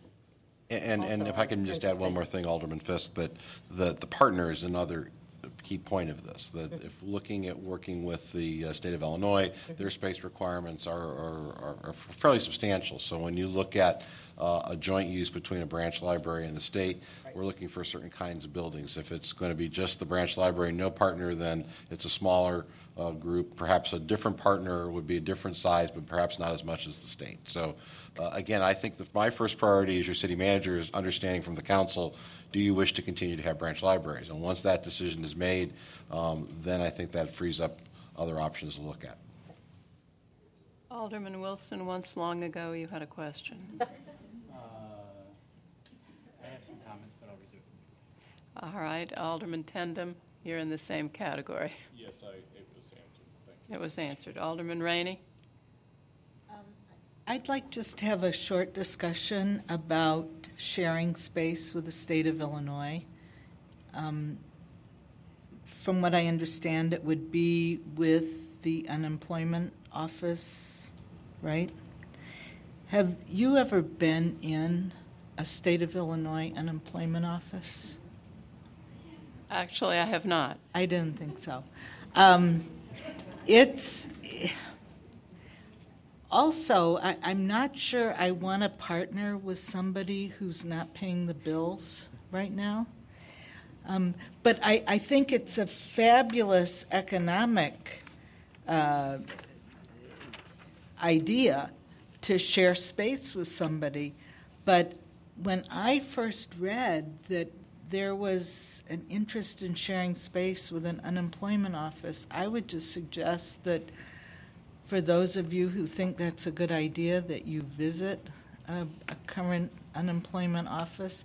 I'm sure they're going to move it someplace, that would just be beautiful. But any place I've ever been in an unemployment office, it's not the kind of place I would want to go and visit with my children or my grandchildren or myself. It's just not a pleasant place to be.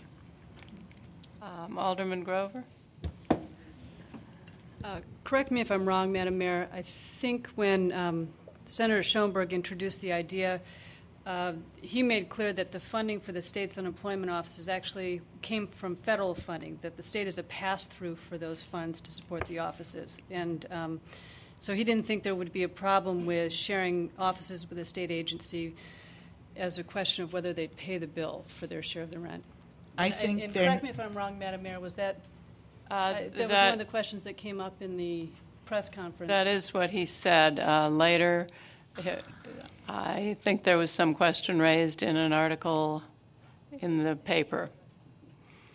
They're not paying their bills, and when money is passed through, they don't always pass it through right away. So I think the senator had not checked with the owner of the a facetious side issue at the moment, but I'd hate to end up holding the bag for the state.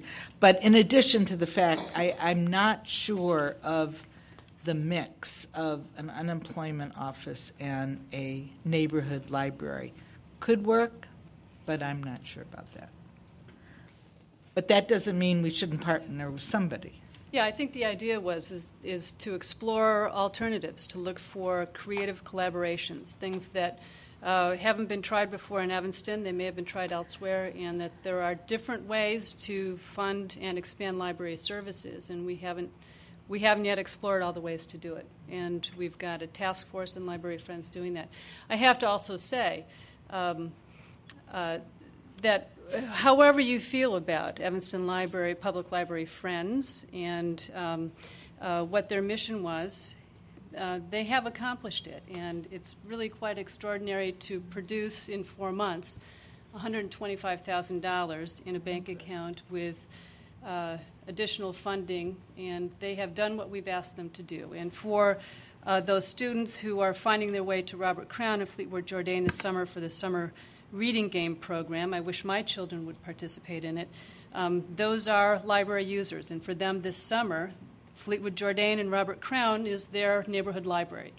And my goal in all of this, in expanding library services, is to produce more library users, to get as many Evanston residents as possible with a library card. And I'm hoping that 125 students through the summer reading program, they've now got library cards and are part of our larger base of readers and library users. And there is a larger purpose and principle in mind here, and I don't want to lose sight of that. For me, the other important issue, obviously, Alderman Fisk, you alluded to this, you didn't, you addressed it directly, was the role of libraries as economic development generators. And we see that quite distinctly on Central Street, and both anecdotally and with data. And we'd like to see it be effective in other places. On Main Street, as part of a West Side development, it would be, I think, just a great boon to the community as a whole. So I'd like to consider exploring all these options, look into collaborations, and congratulate the Evanston Public Library Friends on what they've accomplished and for checking all 3 boxes of the things we've asked them to do. So my grateful thanks to the Friends for all they've done, and I hope that at the next time we meet to discuss libraries, that it is thanks to, from all of us, for providing library services to Evanston for another 6 months at the very least. Where are they going to have this action? Alderman Jean-Baptiste. Thank you. I join Alderman Grover in congratulating you guys on a great job. And I think that with this status, I mean, obviously the notion of closing the library, in August is off the table, I would think. And what we would want to do, Mr. City Manager, is to see if we can work on sharpening, really the next, what are the next challenges that we need to overcome to answer the question as to whether or not, the libraries continue to stay open beyond the next 6 months. And so, the notion of combining with the unemployment office, I understand exactly what Alderman Rainey is saying, but it's really about, the question is relative to what? Do we want, to share or close, the branches? These are the options that we have to consider. And we need to look at whether or not the sustainable methods of funding the libraries, what options might be good, might be best for the city, what are the implications. And so we have more time now to study the question. And so I would suggest that the council consider, requesting of the city manager to come back with some options in about 30 days as to what he sees beyond, the next 6 months after August. That way, and then maybe really hold a monthly kind of status session and find out what Senator Schomburg is doing, whatever other options may come available, and keep us posted, because I don't think there's any real action to take right now other than to come to terms with the reality that we can't close the libraries right now. Okay, was that a motion not to close them? Well, I mean, we cannot close. The condition that we had set was that they meet the obligation. It's met. So I don't think it's a new motion that's needed. I'm just saying that I would move that we accept the status report and that we ask the city manager to come back with a proposal for direction beyond the next 6 months after August 31st. It's been moved and seconded. Thank you. And we have lights all over the place. Alderman Nguyen. Well, first, I would like to thank all of the members of the Evanston Public Library Friends, first for reviving the organization and discovering that it had gone dead on us, and then not only for reviving it, but for getting it up and running and vibrant organization.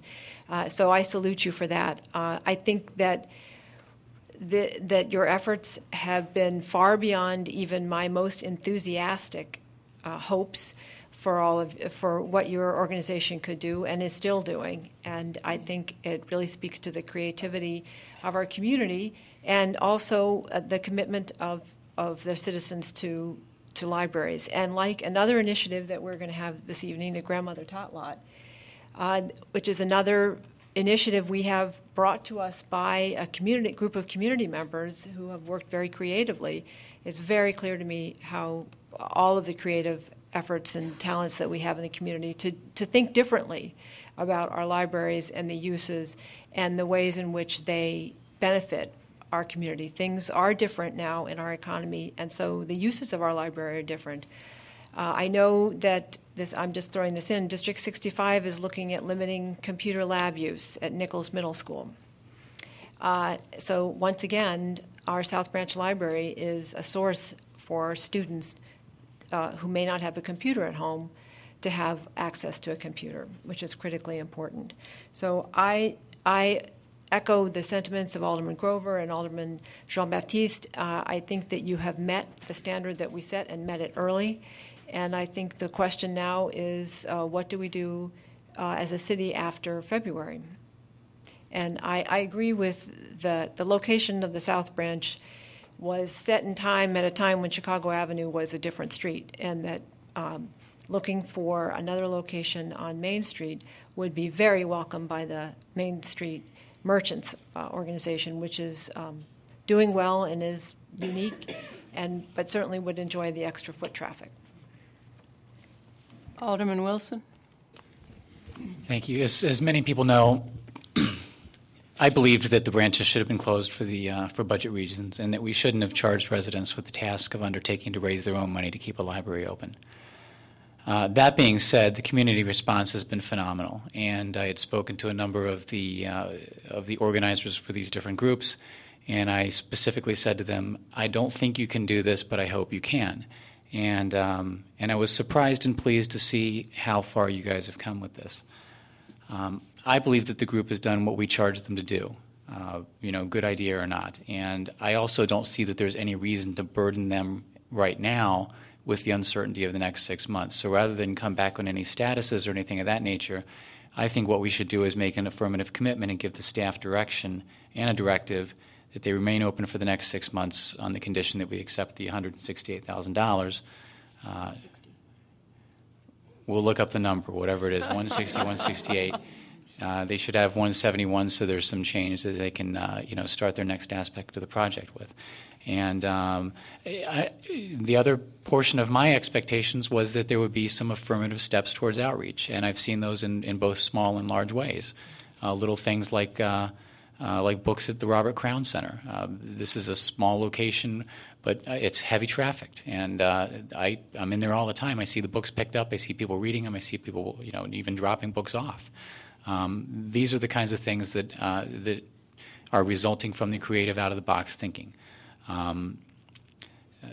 It's not the way we should have gone about it, but it's brought people together. It's brought together a tremendous response, and it's been a really excellent community-building tool. So I'm pleased with the results. I'm hopeful that the collective wisdom can come up with something that will find further community outreach and a sustainable funding model that doesn't present an undue burden of taxes on the taxpayers. Just so that's clear. You've met the other challenges, so I'm sure you'll keep on task and on track with that. So I submit that we should make that affirmative commitment now so that there isn't this uncertainty. Accept your amendment. Accept the amendment. All right, Alderman Jean-Baptiste has accepted a friendly amendment. Alderman Tendam? Yes, thank you.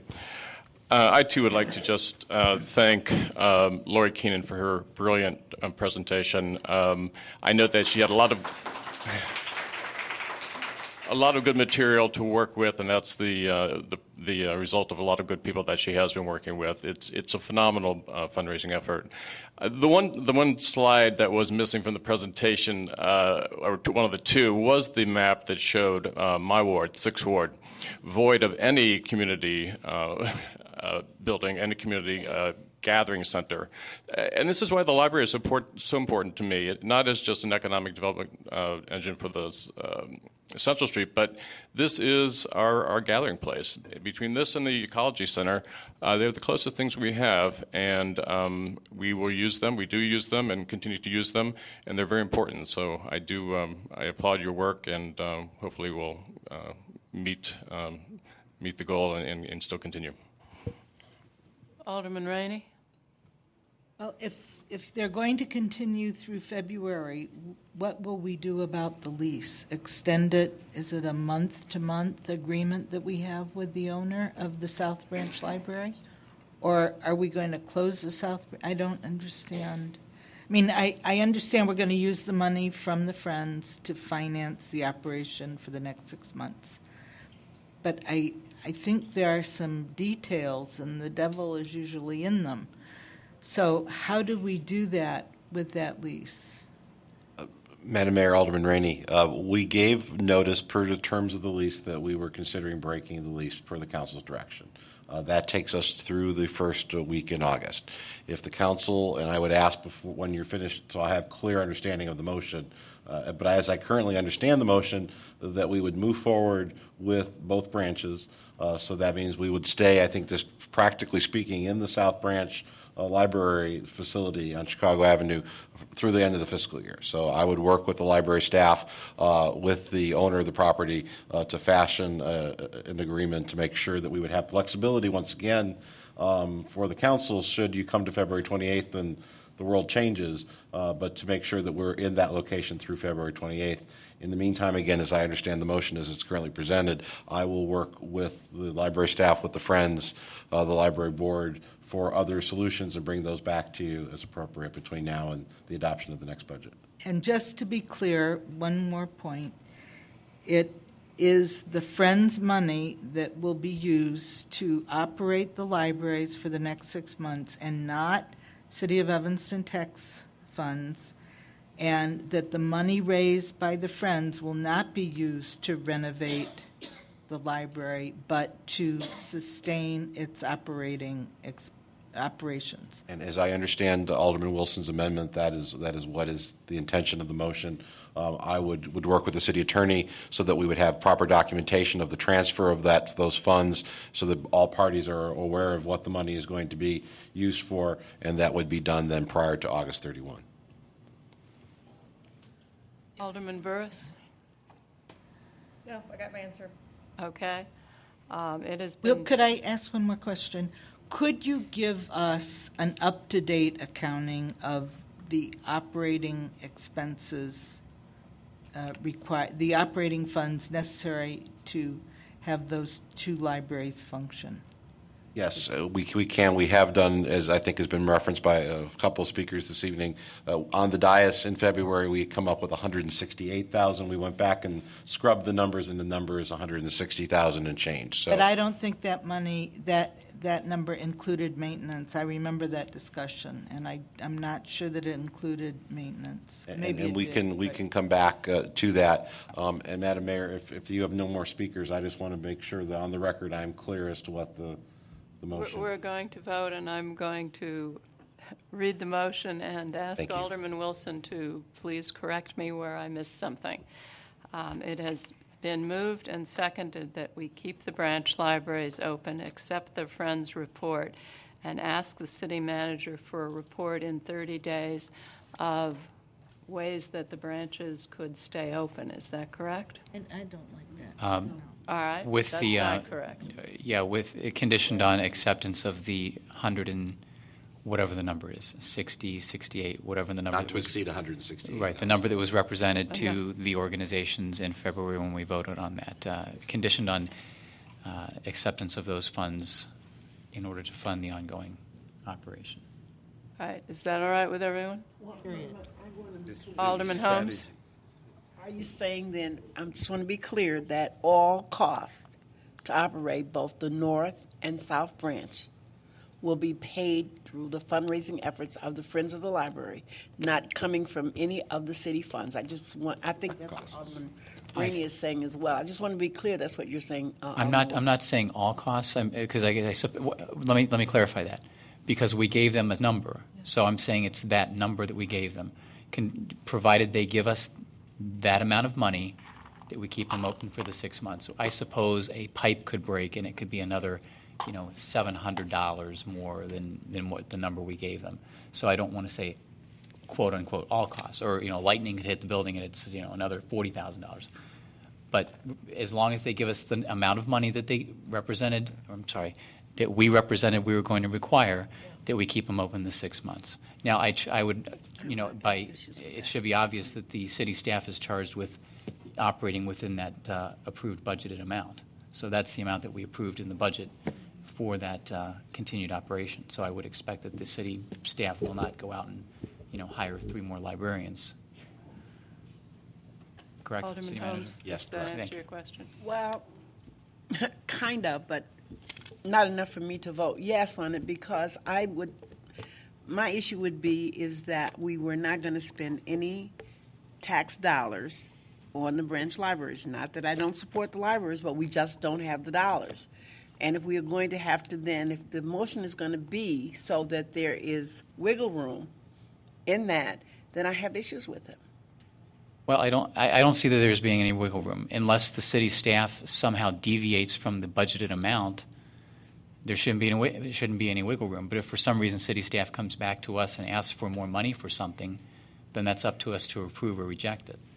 But if we decide to approve additional costs for the operations, we shouldn't charge the Friends for those additional costs that we're adding to it, when that's not what was represented to them originally.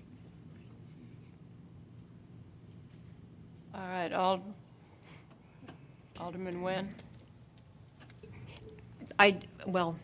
We at that whatever budget meeting it was, we gave them a very specific number because that was the number we were calculating from the numbers, the budget numbers the city staff gave us. To operate them. To operate both branches. Both branches. Right. And so so why are we having a hard time saying that? That's what I don't. Well, because they have been targeting that number we gave them. I understand that. And right. And all I'm saying, I'm not saying that we have to say more than that. I'm just saying, why can't the motion be just that, to operate the North and South branch until the end of February? It's as simple as that. Right, contingent on them giving us the $160,000. Absolutely. Right, that's the motion. Okay. Right. Yeah. Right. If that's it. I just didn't want to style it as saying all costs, because all costs is indefinite. I wanted it limited to the number. Okay. Okay.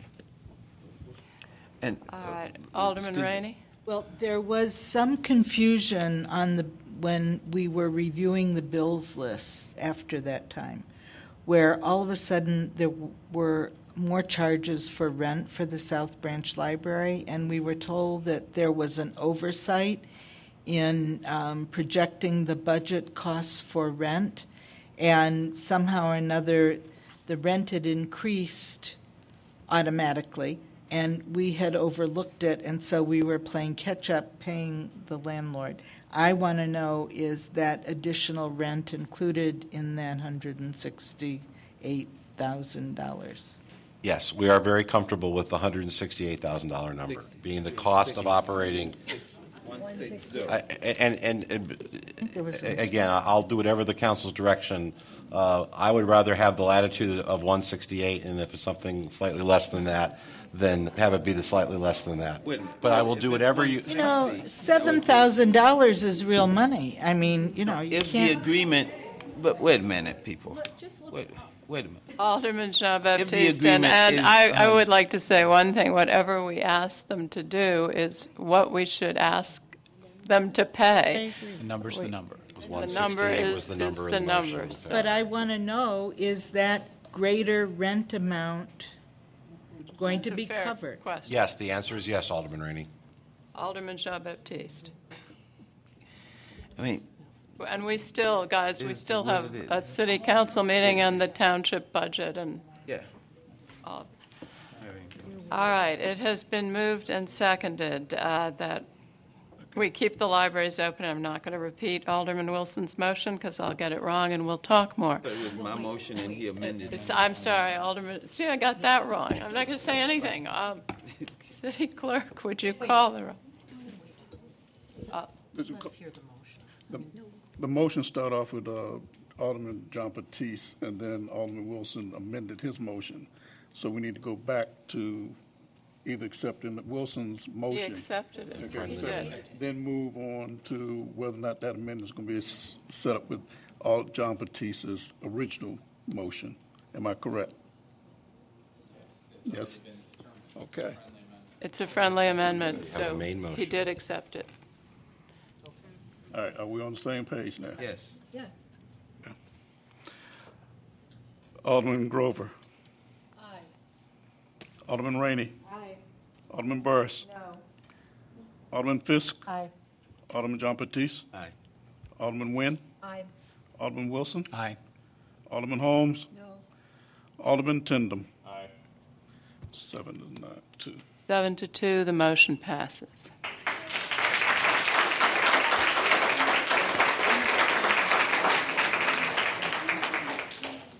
Congratulations to the Friends, and moving right along. The consent agenda, Alderman Rainey. Could we have the consent agenda? Isn't the meeting over? For us it is.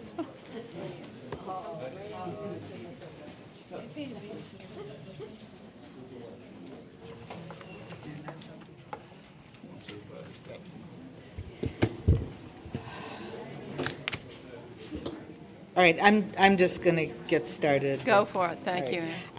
First item on our consent agenda is approval of the minutes of the regular council meeting of June 14. Then we have the City of Evanston payroll through June 20th, $2,884,639.42. The City of Evanston, could you guys be quiet? We need to get Could through everyone please be quiet who's leaving? Thank you. City of Evanston bills through June 29 in the amount of $2,119,990.70. The Administration and Public Works Committee requests your approval of the construction contract award to Flooring Resources Corporation for the installation, finally, of carpet tiles and rubber treads at the Civic Center. This is in the amount of $41,120.10. We ask your approval also of a contract award to Bay Remediation, LLC, for asbestos-containing material abatement project at the Civic Center as well. This is in the amount of $63,685. We ask your approval also for a contract for MBB Enterprises of Chicago for the police headquarters exterior masonry renovations in the amount of $502,499. Approval is requested for the HVAC contract award to G.A. Johnson & Son for the Evanston Police Department firing range upgrade. This is in the amount of $180,580. Item A3.5 is a request for you to approve a contract award to International Piping Systems for the Evanston Police 911 Center for their upgrade. This is in the amount of $93,800. The Water Department requests your approval, and the committee concurs for a contract for a security fence purchase for installation at our water plant. This is in the amount of $72,000 to Fence Masters, Inc. Approval of a sole source renewal for the GIS system, maintenance and support agreement to Environmental Systems Research Institute, commonly known as ESRI, in the amount of $21,550. Next, we ask your approval for the ongoing maintenance of the public share of the city's public share of the Sherman Plaza garage in the amount of $115,000 for the term August 23rd, 2010 through August 22nd, 2011. Resolution 29R10 authorizes the city manager to execute the easement agreement with AT&T for the placement of utility cabinets on Lot 17, South Grove Street and east of Elmwood Avenue along the Union Pacific embankment wall. Resolution 41R10 requests assistance from the IEPA for environmental technical assistance at 1600 Foster, a proposed NSP2 Emerson Square redevelopment site. This is a targeted brownfield assessment program administered by IEPA, and it is free to the city, and if we're selected or approved, the value of the service ranges from $80,000 to $130,000. We ask your approval for Resolution 43R10, which authorizes the Service Center short-term lease agreement with Sabina Mora, a fellow from the ICMA, for the period of June 21, 2010 through August 31, 2010. Next is Resolution 45R10, which authorizes that any payments relating to the fiscal 2010-11 capital improvement projects would be reimbursed by subsequent 2010 GO bond issuance. Committee also asks your approval for A8, which is introduction of Ordinance 29010, which authorizes the sale of surplus fleet vehicles owned by the city through Obanoff Auction Services, which is a municipal equipment auction that we frequently use. A9 is for action, Ordinance 40010, which decreases the number of Class B liquor licenses due to a change in permit for Golden Olympic Restaurant. This is for action. Ordinance 41010 is for action also, which increases the number of Class D liquor licenses to permit the issuance to Golden Olympic Restaurant of a new license. Ordinance 46010 is for action also, which increases the number of Class D liquor licenses to Bombay Indian Grill. Under Planning and Development, that committee requests your approval of 49010, grants a special use to a Type 2 restaurant, Bagel Art, at 615 Dempster Street in the B2 Business Zoning District, and the chairman of that committee will move for adoption and suspend the rules after the consent agenda is adopted.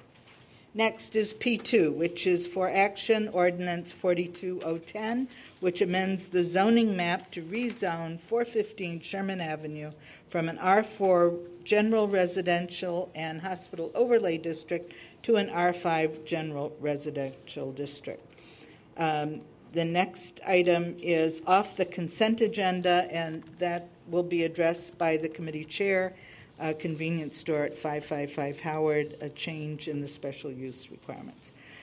Ordinance 44010 grants a special use for a Type 2 restaurant at 1527 Chicago Avenue in the D4 Downtown Transition District. That is Giordano's Restaurant. Alderman Rainey, could you take that off, please? Giordano's? Yes, that is off the consent agenda and will be addressed by the committee chair. Human Services Committee requests your approval of the town budget. I move that off the consent agenda. That will be addressed by the committee chair. Ordinance, I think Alderman Fish should do this one. H2, Ordinance 35010 amends Title 9. This is for introduction. Title 9, Public Safety, Section 5, General Offenses of the City Code of the City of Evanston, Paragraph 11, Public Nudity, Urinating, or Defecating in Public.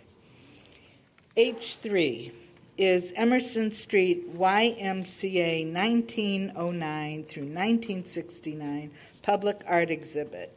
This is a recommendation that the City Council concur with the Human Service Committee and the Public Art Committee to approve a proposed Evanston Street YMCA Public Art Photo Exhibit as proposed by McGaw Y and Shorefront, with the exception of city staff coordinating the location placement of the signs and the street poles. There will be no city funds expended on this project. Under other committees, Economic Development, item O1 is for action and is removed from the consent agenda and will be addressed by the committee chair. Under appointments, recommendation is for the Lad Arboretum Committee, Louise Taylor. And with that, Madam Mayor, concludes the consent agenda, and I move approval. Thank you, Alderman Rainey. It's been moved and seconded that we approve the consent agenda. City Clerk, could you call the roll? Alderman Grover? Aye. Alderman Rainey? Aye. Alderman Burris? She votes aye. Alderman Fisk? Aye. Alderman John Batiste? Aye. Alderman Nguyen? Aye. Alderman Wilson? Aye. Alderman Holmes? Aye. Alderman Tindem? Aye. 8. One missing. 8. 8-0, the consent agenda passes. Oops. Alderman Burris, are you voting yes on the consent agenda? Yes. 9-0, the consent agenda passes. Alderman Jean-Baptiste, I believe you don't have a report. Everything? No, you, I do have okay. What have you got? a couple items. No. All right. Alderman Rainey. Thank you for that report, Alderman. It was wonderful. See if you can do as well, Alderman Rainey. All right. I'm going to, Alderman Nguyen has requested that the rules be suspended for Ordinance 49010 for bagel art special use. Been moved and seconded that we suspend the rules. City Clerk, we're on P1. Would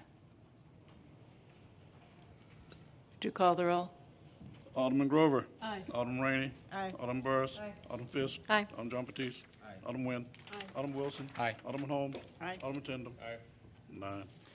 9. 9-0, the rules are suspended. The motion passes. Madam Mayor, I move approval of the special use. It's been moved and seconded that we approve the special use. City Clerk, could we have a Alderman roll call? Grover? Aye. Alderman Rainey? Aye. Alderman Burris? Aye. Alderman Fisk? Aye. Alderman John Batiste? Alderman Nguyen? Alderman Wilson? Aye. Alderman Holmes? Alderman Aye. Tindem? Aye. 9. 9-0, the motion passes. Bagels. you bring any? Are they kosher? All right, Alderman Rainey. Yes, Madam Mayor, I move approval of ordinance 43-010, which amends the special use for a convenience store at 555 Howard Street in the B3 district. It's been moved and seconded.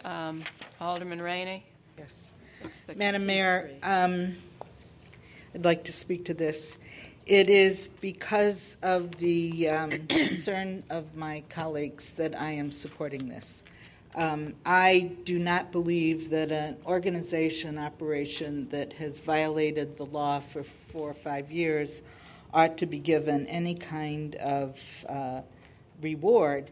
However, in this case, the threats of legal action, et cetera, and will go out of business, et cetera, were so severe that I have caved in, and I am supporting the extension of hours from 7 to 7, 7 days a week, whereas the law is 7 to 7, not on Sunday, and only 7 to 4 on Saturdays.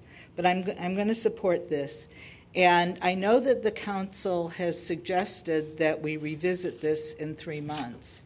And the only thing that I can see will be of value in 3 months for the purpose of revisiting is that by closing the station, which was violating the law by staying open 24 hours a day, by closing the station, we're going to see that there have been many fewer police calls, which to me says then we should keep the station closed more frequently. So just today, members of the community visited the station and found 2 prostitutes standing out on the property of the station soliciting, and right down the street, drug deals going on and gang paraphernalia being sold inside the station. So I'm not thrilled with their response, and of course the attorney has told us that this will not do it, that they will go out of business and that they will close and they will vacate the station, and I guess we'll see about that. But I'm going to ask for your approval of this, and we will be watching it very carefully, and the community will come back and make a report in 90 days. Thank you. It's been moved and seconded that we approve amending the special use for a convenience store at 555 Howard Street. Alderman Grover? Aye. Alderman Rainey? Aye. Alderman Burris? Aye. Alderman Fisk? Aye. Alderman John Batiste? Aye. Alderman Nguyen? Aye. Alderman Wilson? Aye. Alderman Holmes? Aye. Alderman Tindem? Aye. 9. 9-0, the motion passes. Alderman Rainey? I'm finished, Madam Mayor. What about granting a special use for a type 2 restaurant? Alderman I'm sorry. Fisk took it off. Yes. Alderman Fisk asked that to be taken off. P4. Madam Mayor, I move approval of Ordinance 44-010, which grants a special use for a Type 2 restaurant at 1527 Chicago Avenue in the downtown transition zoning district. The restaurant is Giordano's. Second. The hours are Sunday, this is the change, Sunday through Thursday, no seating after 10, and Friday through Saturday, no seating after 11. Second. It's been moved and seconded. Alderman Fisk? Thank you, Madam Mayor. I believe there's an error here that I notified the city manager and staff about at the previous P&D committee meeting. I don't believe there was any discussion about no seating after 10. It was closing at 10, Sunday through Thursday, and closing at 11 on Friday and Saturday for the outdoor dining. So I would offer that amendment to this. It's been moved and seconded to pass the special use as amended. But it was no seating. What was the amendment now? Alderman Rainey? Madam Mayor, my recollection is it was no service after 10 and no service after 11, because it was originally no service after 9 and no service after 10. That was my understanding. I believe it's in the minutes as closing at 10 and closing at 11. The outdoor seating, right? Not the entire restaurant.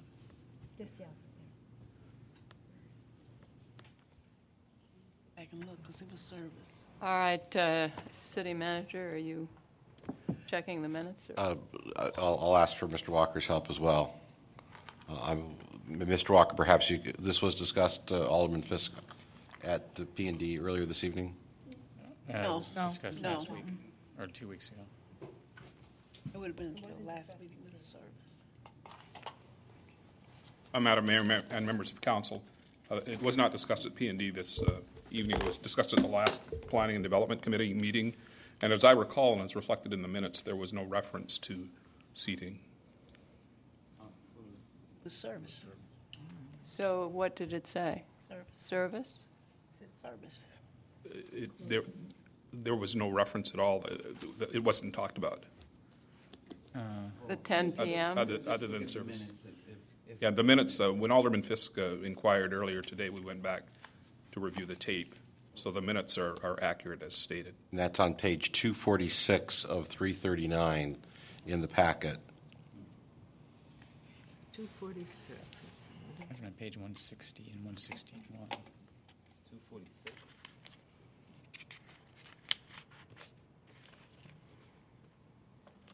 Where it says hours of business, 10 to 12 Sunday through Thursday, 10 to 1 Friday and Saturday.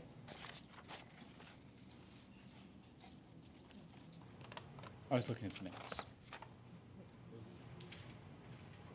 160, I think, is where I have the minutes. 160, 161. Madam Mayor, the minutes read that the committee voted unanimously 5-0 to amend the recommendation for special use to approve the closing times of 10 p.m. Sunday through Thursday and 11 p.m. Friday and Saturdays. All right. So Alderman Fisk is correct as usual. Except where it says legislative history, it's got a different report. So. Where is that, Alderman Ray?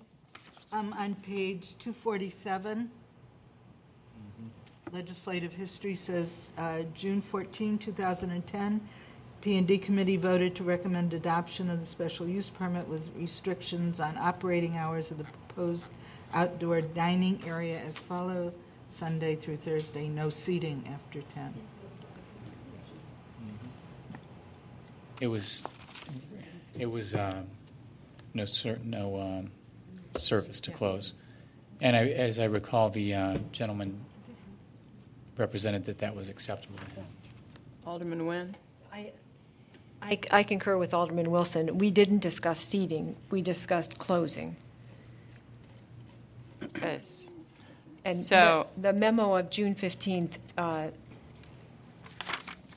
we never spoke about seating. And I think we're all very aware of the distinction because of the Las Palmas discussion.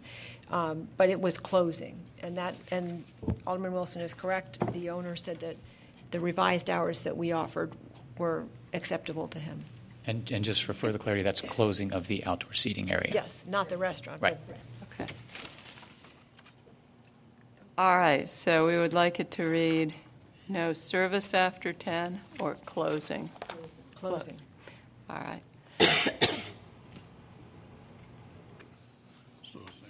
What has to be changed then?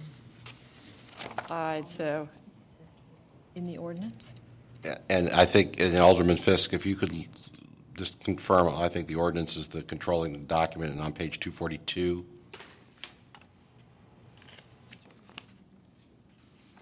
Section 3D at the top of the page. Are you satisfied with that language? I'm sorry, wait, I'm almost there. 242.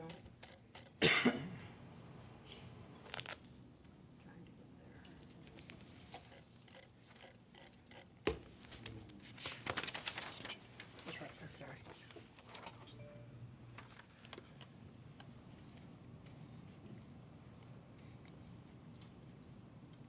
Yes. So the ordinance says closing. So outdoor seating. seating hours. It says seating, and The outdoor eating area will be closed at 10 o'clock p.m. on any Sunday, Monday, Tuesday, Wednesday, or Thursday, and at 11 p.m. on any Friday or Saturday. Is that what that reads? I'm looking at D, paragraph D. It reads here. Is this not what it reads? It says the outdoor applicant shall not permit outdoor seating. It says seating, which is what we talked about because we were concerned about, if you remember, Alderman Fiskus, we were talking about the noise level for the people on Grove, remember? Yes. You were talking about I that. remember that. But it really did. It was about, in fact, I remember the word service rather than seating because we were talking about the services. We have two different. Can legal help us out? Do we have two different versions for it? It sounds like. Yeah, the language it's the language you have before you, so we're just asking for the proper correction to meet Alderman Fisk's requirements. She's fine with that wording. That's the wording. So the seating, the language, the applicant shall not permit outdoor seating after 10 p.m. on any Sunday, Monday, Tuesday, Wednesday, or Thursday, or after 11 p.m. on Friday or Saturday. The intention is that it closes, that the outdoor dining is closed at 10 p.m. Sunday through Thursday and closed at 11 p.m. Thursday, Friday. So how about if we add the words "and will close"? That's fine. So the applicant shall not permit outdoor seating and will close after 10 p.m. Yes. Great. Not permit outdoors. That's not consistent. It should say, in my view, it should say perhaps the applicant shall close the outdoor seating at 10 p.m. on any any Sunday, Monday, Tuesday, Wednesday, or Thursday, and it close at 11 p.m. on any Friday or Saturday. Alderman Rainey, would you accept that as a friendly amendment?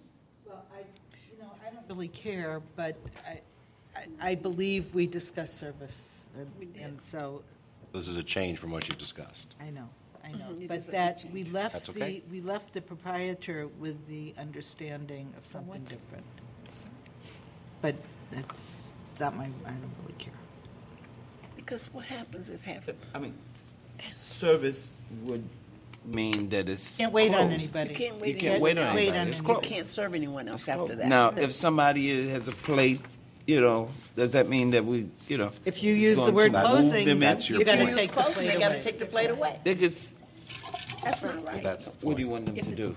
Just take them out, If take it's their plates and if it's guide service, them they can inside? sit there till midnight. I think the purpose of this was that the outdoor dining was going to close at 10. Discourage new service by 10. So, we could go along with that. And the reality, practically, that means that he would stop serving anybody outdoors at That was the time. intent. That was the intent. And practically it would not mean that people were, snatched and moved back inside, but he would discourage And I would continuing again, I think the dining experience we outside. have in other places in the community with similar language to what is here is that people linger beyond that, are not served, and residents then complain, saying that they should be gone. And so the question before the council is, if you keep the language that's in the ordinance, then they would stop being served, but if they're finishing a plate, finishing a drink, if that takes an additional half an hour, that would be allowable under the ordinance. If you'd like something more restrictive, then the language should change. It's a question for the council. I think what Alderman Wilson suggested is perfectly fine. Okay. Closed means people get up and move off. I'm fine with either, frankly. Okay, just want to be clear.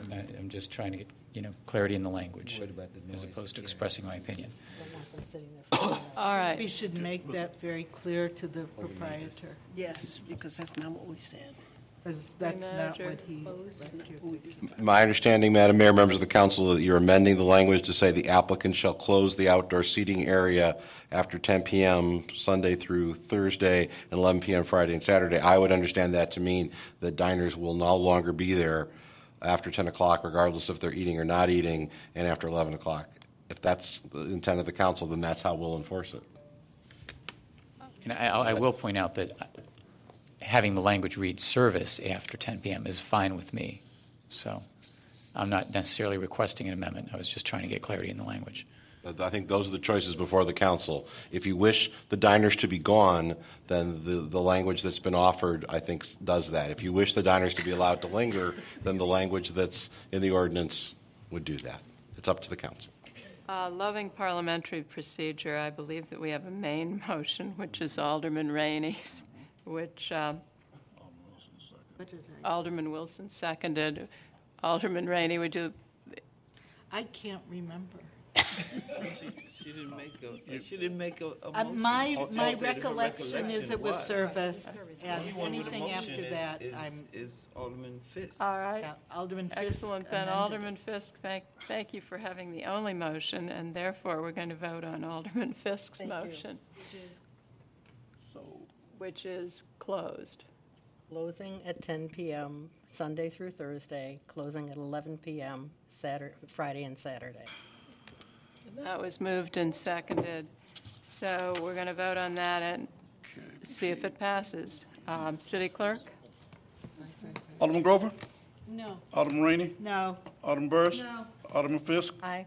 Alderman John Batiste? Aye. Alderman Nguyen? Aye. Alderman Wilson? No. Alderman Holmes? No. Alderman Tindem? No. Back to service then. All right. Back to the language of the original ordinance. No, this is the original ordinance. The original ordinance As says seating. seating. So you would need, I think, a motion. I move Like to that. amend the draft ordinance to read service instead of seating. Second. All right, it's been moved and seconded to amend it with service instead of seating. City Clerk? Uno momento. Uno momento. Before this is seating. Seating.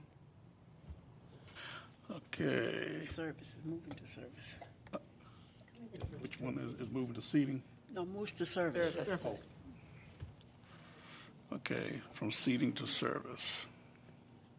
Okay, I'm ready. Wait a minute, Alderman Fisk has. I'm sorry, Madam Mayor, I need to ask for the clarification. What is the clarification between service and seating? I mean, does that mean someone can come at 9:59, sit down, and spend an hour and a half at dinner? No. I mean, they can't be served. Service necessarily implies that someone can sit, be served as long as it takes to consume a meal or imbibe a drink. So service means that after 10 o'clock or after 11 o'clock, as the day dictates, they cannot be out there being served. Right. They could be sitting there. They doing could have nothing. ordered the meal, but that's as far as they're going to get. Right. No, I get it. Yes. For outdoor dining after 10. That's what we say.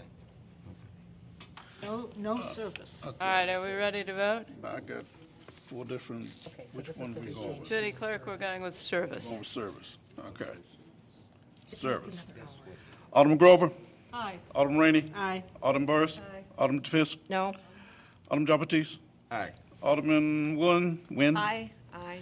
Alderman Wilson? Aye. Alderman Holmes? Aye. Alderman Tindem? Aye. I'm tired. I think I'm the new it. The motion passes. Too early. No, I mean, Yeah. right.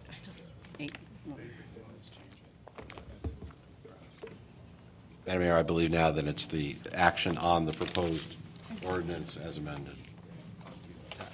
All right, we're going to now vote on the proposed ordinance as amended, saying service. Should have the numbers 1, 2. When the city clerk is ready.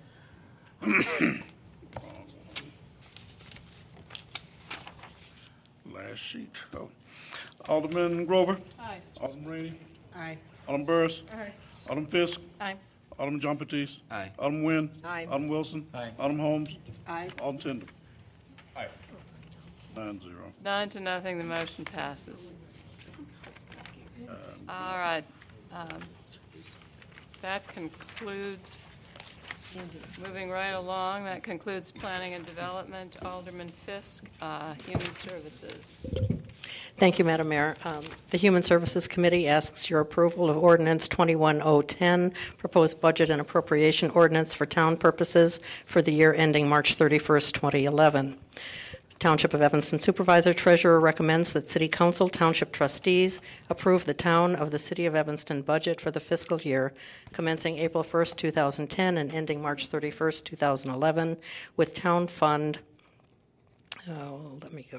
$295,753 and General Assistance Fund $986,553. Total appropriations are $1,282,306. Request suspension of the rules to introduce and adopt the ordinance at the today's council meeting. Second. It's been moved and seconded, and I see no lights. And now I see lights. Alderman Rainey. Yes, Madam Mayor, I did watch the last Human Services Committee meeting where the certain questions were asked regarding the budget, and I'm still a little confused on page 5. I have a paper copy of the budget. On page 5 under client payments, the proposed budget offers an increase of $117,586 in the line item for client payments, basically due to the inclusion of funding for agencies for supportive services to general assistance clients. I'd like to better understand what some of that is. So if members of the committee could explain that to me, that would be helpful. And while doing so, if I could get some clarification of a 50-50 program involving 90 clients where the cost was reduced from $3,000 to $1,500, is that for all the clients or for individual clients?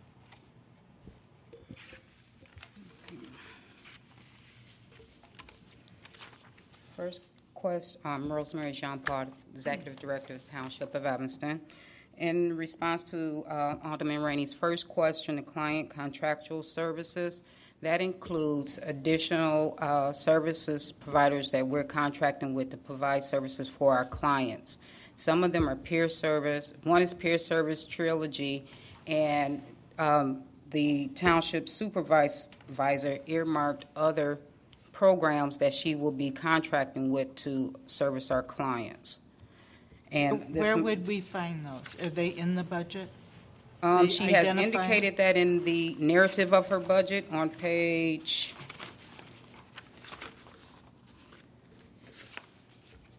12, where it says partnership and contractual services.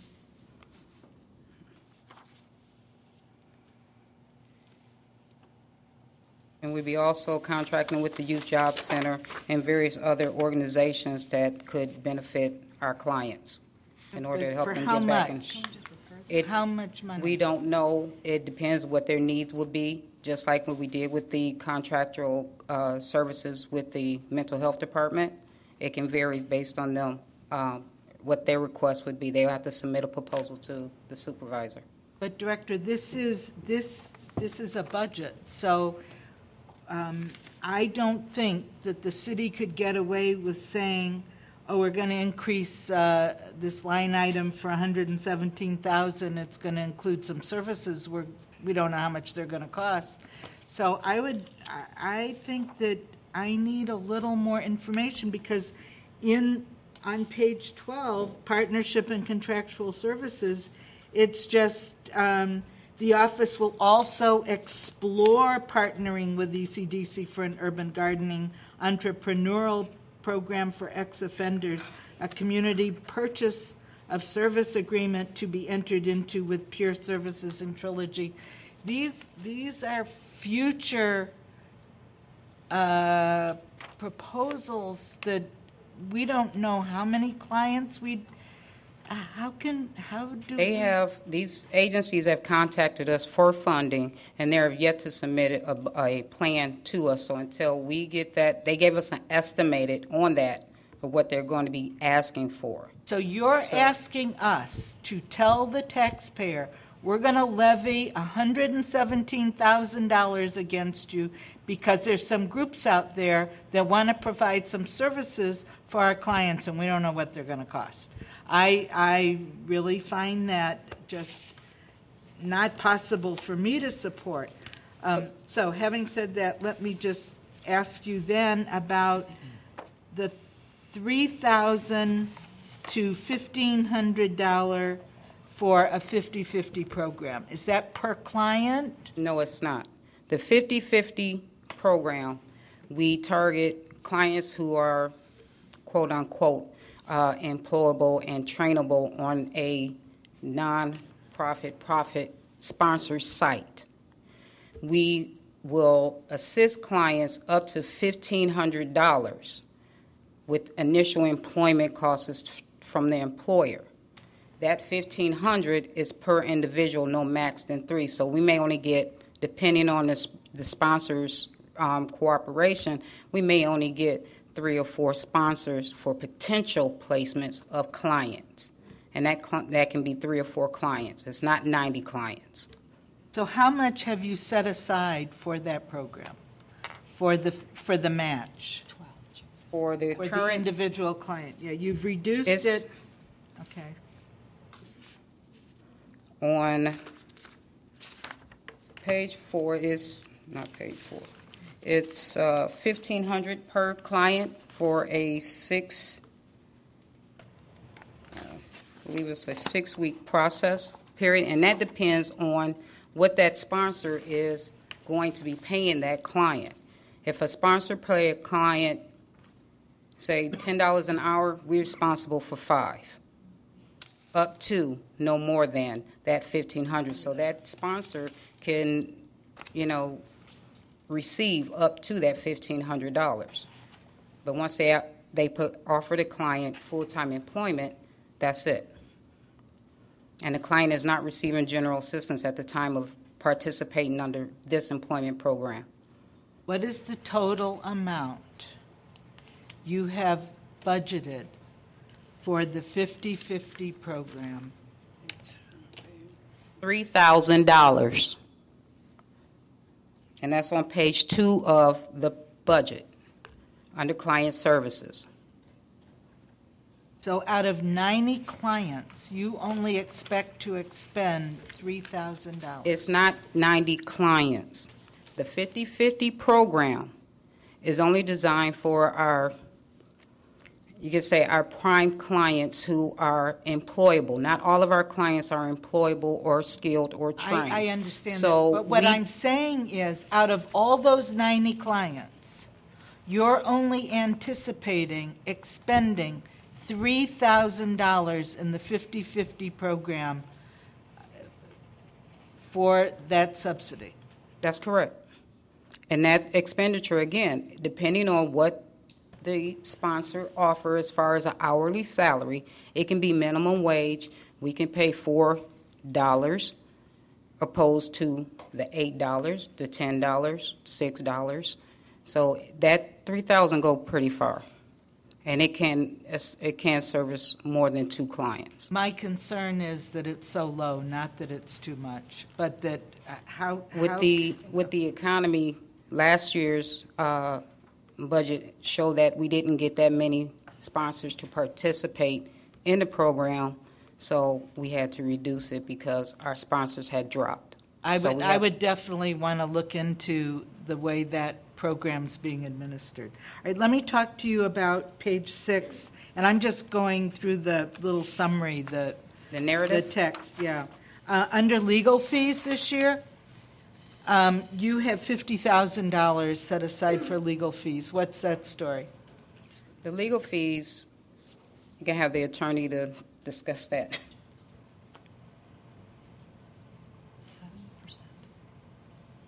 Alderman, with respect to that, that number is based upon the prior work incurred on the currently pending case and the motions that have been filed by the firm of Johnston and Green. That number takes into account the fact that there's currently 4 pending claims in that case. We've moved to dismiss them without obviously getting into the privileged nature of discussions on that case, it's our hope that we'll get some of that dismissed. That number actually takes into account this case getting into discovery with depositions. So it is actually a very realistic number. It may be lower based upon the dispositions that we hopefully obtain on some of those counts. So you're the one who set this number? I did not set that number. I talked to the outside counsel and verified that that number is realistic based upon the posture. That's what I mean, yeah, okay. All right. You didn't set it. I want to talk about, I don't see that I'm going to be able to support this budget, but I want to ask you about General Assistance Fund also has an allocation of $75,000 to assist eligible non-GA township residents with the payment of utilities, water, electric, and heating, gas, propane, delinquent mortgage, and condo assessments in an emergency situation. That is $75,000 you've set aside for that. Is that different than the Emergency Assistance Fund? That is the emergency assistance. That is emergency program. Assistance. Is there another fund that I saw here someplace that I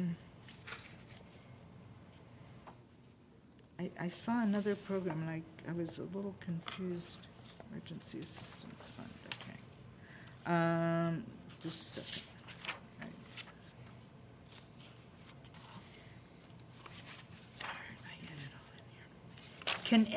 Can you explain to taxpayers how a person can access that money?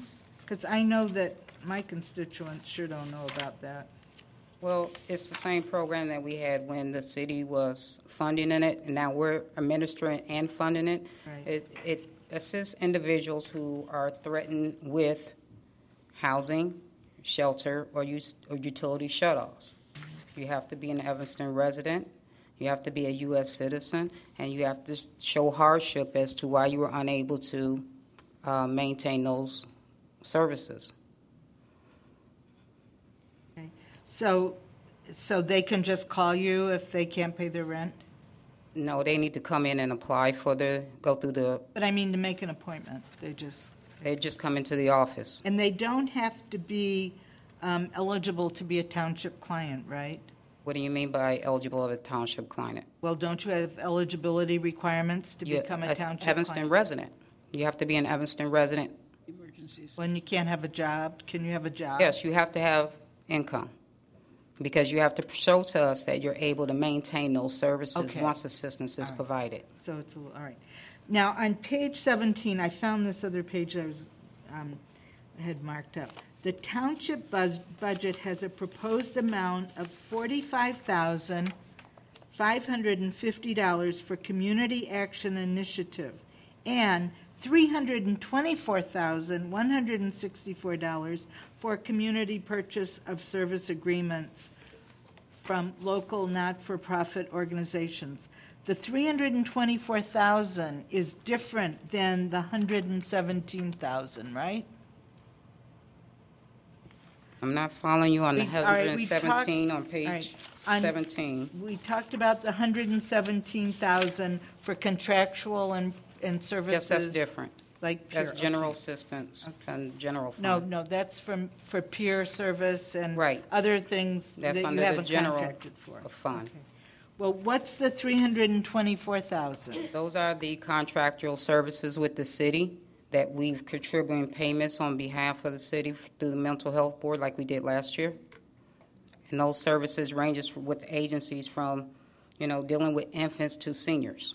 And how much has that increased from last year? Yes, it has. How much? The $24,000, because last year we only gave $300,000, so it's the $24,164 difference. And have you received requests for that money, or is this just money you? Yes, we have. And the township supervisor decided on what portion would be going to where. So do you have an evaluation process? It's done through the mental health board. The mental health board tells you what to give? No, the city mental health department pre-screens the proposals that are being submitted. They do. Yes, and we, on the back end of that, made contributions to those agencies through the city's community agreement purchases. We gave a donation on their behalf. In essence. And what is the, all right, so now I understand what the 324 is. What's the 45,000? What is that? Community Action Initiative. What is? Those are the programs that the township supervisor, she has in her budget certain organizations that she would like to contribute to. So there is a... Is this like when you go to ECDC's banquet and you make a $5,000 contribution or? No. No. Okay. No. As you can see on the page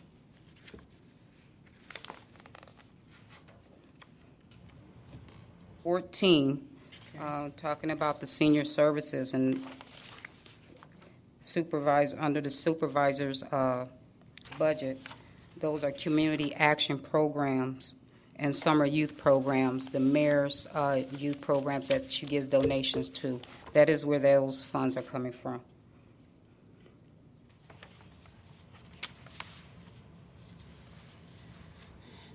Okay, I see. Page It's 14 for, of the okay, but budget. what are community action programs? Those varies. Any community programs, the mayor's, the youth summit, the summer youth programs, donations are given out to those agencies. It's not just one big check. It says on here, community action programs, 30,000, veteran services, 550,000. Oh, no. No, the new physical. Okay, I see. Community action programs have increased over 7,000. That's 24,900.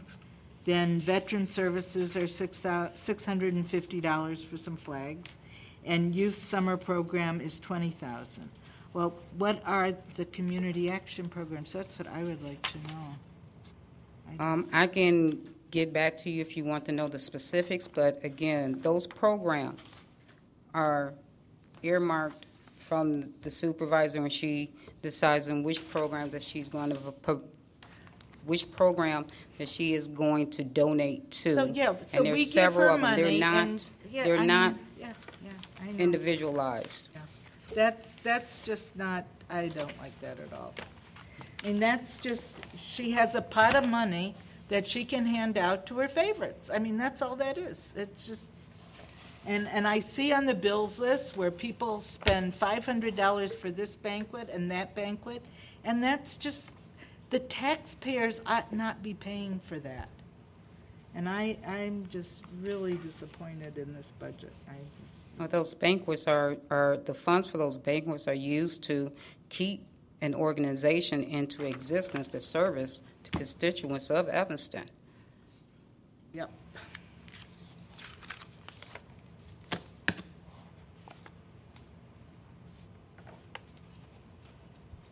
Alderman Grover. Thank you, Madam Mayor. We had a long discussion about this at Human Services, and I wanted to move it out of committee so that we could get it to council for consideration. I still have a lot of trouble with various aspects of the budget, including the 7% that's budgeted to cover attorney's fees. I wanted to follow up one of Alderman Rainey's questions about the $117,000 for the contractual services to Trilogy and Peer Services. I see that Trilogy is also included in the purchase services through the Mental Health Board. And I wonder, too, are these clients that are perhaps already on the radar screen of Peer Services and Trilogy, are they already clients of those two agencies? Are they already receiving services, or are we looking to contract them separately beyond just referring them to those agencies for services? It's both. Some are with peer service that we have to, we get a reduced rate that well, not a reduced rate, but the money's is it's not set per client, but our clients get to go and receive service based on these fees, this contribution that we're making. Are these clients that wouldn't otherwise have access to services at Trilogy or That's Peer correct, because Services? it's a fee. They don't have the money to pay for the services. As far as general assistance, that is. I don't know if there's someone, if there's a client who is not on general assistance receiving those services and able to pay for those services. They do have a sliding scale, and what that scale is, I don't know. I think I'd like to know. I think I'd like to understand better how those services play into the availability of them generally to anyone who needs them. And I certainly want to support Peer Services and Trilogy, but this kind of confuses me, the separate contractual services. So thank you. Seeing no further lights, we're being asked, I believe, to suspend the rules. You're going to have to pass this. Yeah, you're going to have to vote on that. Tonight, yeah. I know it. So would someone like to make a motion to suspend the rules? That was in the Is that in there? Okay. All right. Then City Clerk. Alderman Grover. Yes. Yes. Alderman Rainey. No. Alderman Burris. No. Alderman Fisk. No. Alderman John Batiste. Aye. Alderman Nguyen. Aye. Alderman Don Wilson. Aye. Alderman Holmes. Aye. Alderman Tindem. Aye. 7-2. 7-2, the motion passes. Three. Point of order. 6-3. Point of order. What are the rules for suspending the rules? Who's the third one?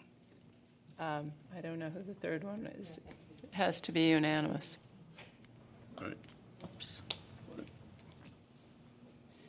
And it's not. It's not. This has to be done tonight for Or it's a continuing budget. Alderman Grover. That was my question, is clearly we're not going to accomplish a budget for the township tonight. What are the implications? What happens next?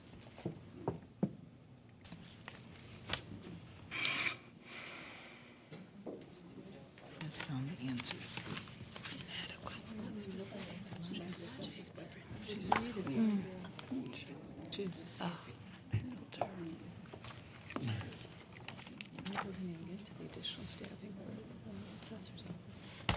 Madam Mayor, members of the council, with respect to that issue, the township code is actually silent. Now, the way that the fiscal calendar works is that the tentative budget ordinance, which is actually up today, can be passed. If it's not passed, then sums can be appropriated off that once the public hearing has been done and the budget has been made available. With respect to the township code, what happens now, it's silent in terms of the funding mechanism. Has this happened? What?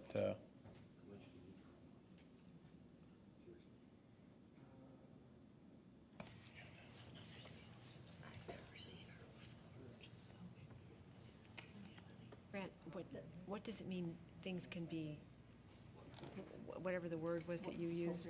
Appropriated? Yeah. Right. How much do they need to operate? City Manager. An option for the council, given the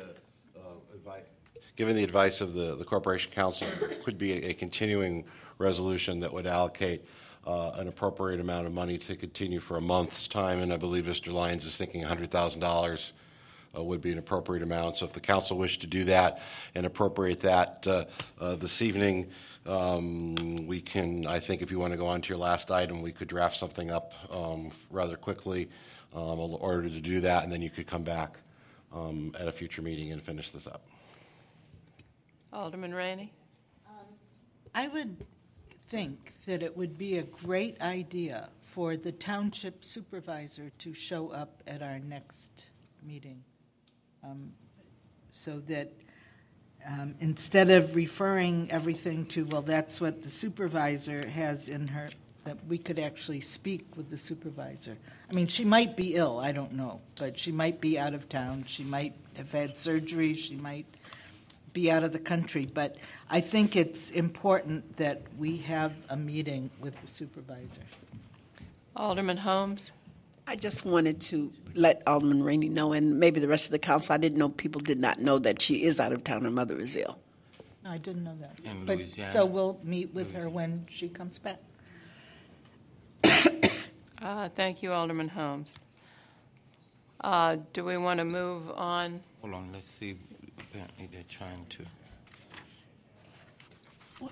Madam Mayor. Yes, Alderman Holmes. Since we're not going to pass on this tonight, I'm wondering if we could, in another part of the budget, I'd like to ask the assessor a part about her budget based upon something that was. That would be fine. Go right ahead. If I understand, I think you made the argument for having another person in the office. Right. Could that it has to be a certified person, if I can remember correctly. Could that person be a part-time person rather than a full-time? And then you'd have, since there was a full-time certified person before and no one else, could that be a part-time certified person now and then you keep your assistant rather than the deputy? What do you mean? I'm Bonnie Wilson. I'm the Evanston Township Assessor. I know. I just thought I'd announce it to the world. Okay. What do you mean by part-time? A part-time deputy. You asked for a deputy assessor. No, I know, but what hours do you talking about? That would be up to you. A part-time, half-time person. You mean like somebody working from 10 to 4? I mean somebody working 20 hours versus 40 or 18 versus 36, whatever your hours are. I have no idea what that is, a part-time person. Could that be? Because I had also considered hiring someone as a deputy assessor from like 10 to 4, but I don't know, or 10 to 3, but I don't know if that's what you mean by part-time, if that's part-time to you. Well, there's a legal definition of part-time, isn't there? We don't care what Less hours. than I don't 30 care hours. about the hours. Less than 30 hours? Isn't part-time less than 30 hours? Yeah, it is. Full-time is. I'm asking. And I'm just asking only because that would give you then the benefit of having, and I certainly understand when it's time to do the reassessment, you certainly need extra people there. But I meant on a permanent basis because to make sure that the office is covered at all times. Right. I mean, that's what I'm actually working as now. I'm there usually in the afternoons from 12 to 4:30 almost every day. Well, so that would cover the hours that I've been doing since I became elected. But that's something that I had considered doing, that I could hire someone part-time, but I need to know what that, I don't know if it might be more hours than those hours. As you know, our reassessment, I should have heard by now, will be coming up for in the next week or so. I have hired an intern from Northwestern. Thank you, Trustee Burris, for recommending the person. So I have hired someone in the meantime, but I do really need someone as a deputy assessor. Otherwise, I'm there all the time. Because as you said, someone has to cover Darnell when I'm not available to cover him. So that's a consideration. Alderman Rainey? Well, I know there's this term deputy assessor. Yeah, I know. Does that mean they're certified? I'm not sure. That was a difference between that. I would like to have a deputy assessor that's certified, but it's not required. It's not required. I mean, no. Because I know that Suffredin's office was handling assessments, and there was no deputy. There was no certified person there, and they did a fabulous job. Well, we will do we are doing a fabulous job right but now. my point was you don't need that certification to do a good job. Right, we don't need that certification, but it would be helpful if we had somebody that had the background of working at the assessor's office, the Cook County Assessor's Office, and working for the Board of Review. And there is someone in mind, actually, that has all that qualifications. Alderman Jean-Baptiste? I didn't think the question was whether or not that person could work part-time or how many hours. It's probably more, the allocation she's asking for that position. Can she do at 2/3 of that? Okay, then she can buy the service for however amount of time is necessary. Because if it's less than 30 hours, that still may not say anything about the amount of money to be paid to that individual. Because you may find somebody who's highly qualified and she wants that person and she wants to pay that person that allocated amount that she's asking for, that budgeted amount that she's asking for. So right now you have just you and Darnell there, right? Right. And I hired an intern during the reassessment. You hired an intern? Or No, I'm sorry. You I didn't have hire. somebody work Right. given time? Right, Okay. exactly. And for the services you need to provide, I think that's the question for us, and I know we did talk a lot about it during the Human Services Committee meeting. Can you explain, now that you have an intern, and you have Darnell, you have you, why do you need that additional body? Because that intern is only here for a month. He's only here during the reassessment time. Okay, but assuming that you didn't have it. Right, that's the only time. Why, can you explain why you need 3 bodies in there? Because what Alderman Rainey just asked you whether or not you need a certified person. You say, yeah, well, for certain experiences, right? Right. Now, if you had just 2 people, you and a certified person, would that cover the work? Would that get the work done? What So if I just explain? If I just had me in? No, ask me that question. If you could just try to help us understand the need for 3 people, you, Darnell, and a certified person. Can you explain why you need the additional certified person? Because, 3 people. as I said, I need a deputy assessor and I need a deputy assistant. I cannot be there every single day in case I have to go to a meeting, in case I have other personal work that I need to do. I cannot be there every single day to cover Darnell or to cover the deputy assessor. So we have a job. The deputy assistant, Darnell, will be mainly working on permits, inputting the transfer declarations into the computer. We have piles this high of things that have not gotten done yet because we've been answering the phone, we've been helping with exemptions. So we need someone to do that inputting, and that does take a lot of his time to do that. Plus, we need somebody there as the deputy assessor to answer all the taxpayers' questions and to continue to do and to help people with exemptions. All township assessors, when their year is to be reassessed, always ask for more help and more money in the budget to cover that time during the reassessment period. So I am just doing what other township assessors have done in the past.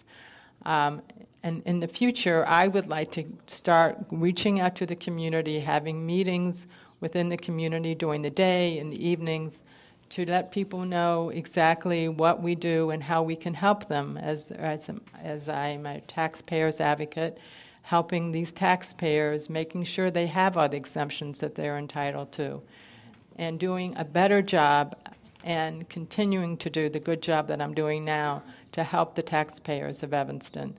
So I feel we need 2 full-time could be one part-time, one full-time person, all the time in the assessor's office to help the taxpayers. I hope that answers your question. Yeah, I was just trying to understand the need. Now, I mean, is it feasible for you to get a part-time deputy assessor, somebody who has these qualifications? Are they available on part-time basis? I don't know. I haven't reached out yet to look at a position to see if there's to see if someone's out there, because I've been waiting to get the budget passed, right, so I could go out and look for a position for the deputy assessor.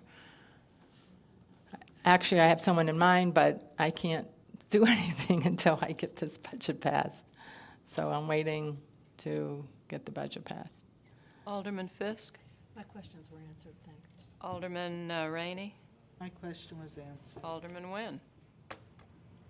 Yes, Ms. Wilson, so you're anticipating that this next year the workload is going to go up significantly. Right. And so... I mean, yeah, go ahead. So having a full-time person who is the deputy assessor is going to be a necessity based on your understanding of other reassessment years from other township assessors. Right. Okay. That's all I have. Alderman Holmes? I just want to be real clear. Okay. I think I understand it. And I'm saying this in reference to just what Alderman Nguyen just got through asking you. You're actually asking for 2 contractual people or a part-time contractual assistant to help you through the reassessment. But you're asking for a deputy assessor at whatever, part-time, full-time, I don't care, as an ongoing position in the town. It's real different, Melissa. That's so they're okay. Right, I understand I understand, but that gives me the opportunity to go out and do what I need to do to reach out to the taxpayers and make sure they get the work done. I understand that, but you're asking for a person and a half or 2 people in addition to yourself. Take yourself out of the equation for the office at all times. But during the reassessment, you also are asking to add some contractual people as well. That's what it says here in the budget, anyway. Oh, I'm sorry. I didn't understand that question. I don't know if I'm going to need those people. I just, this is my first year as a township assessor. I don't know how busy we're going to be. I don't know what I was hoping that the mailing would have gone out by now so we can get a sense of whether the property values will be going up or down, or people will be, everybody will be appealing.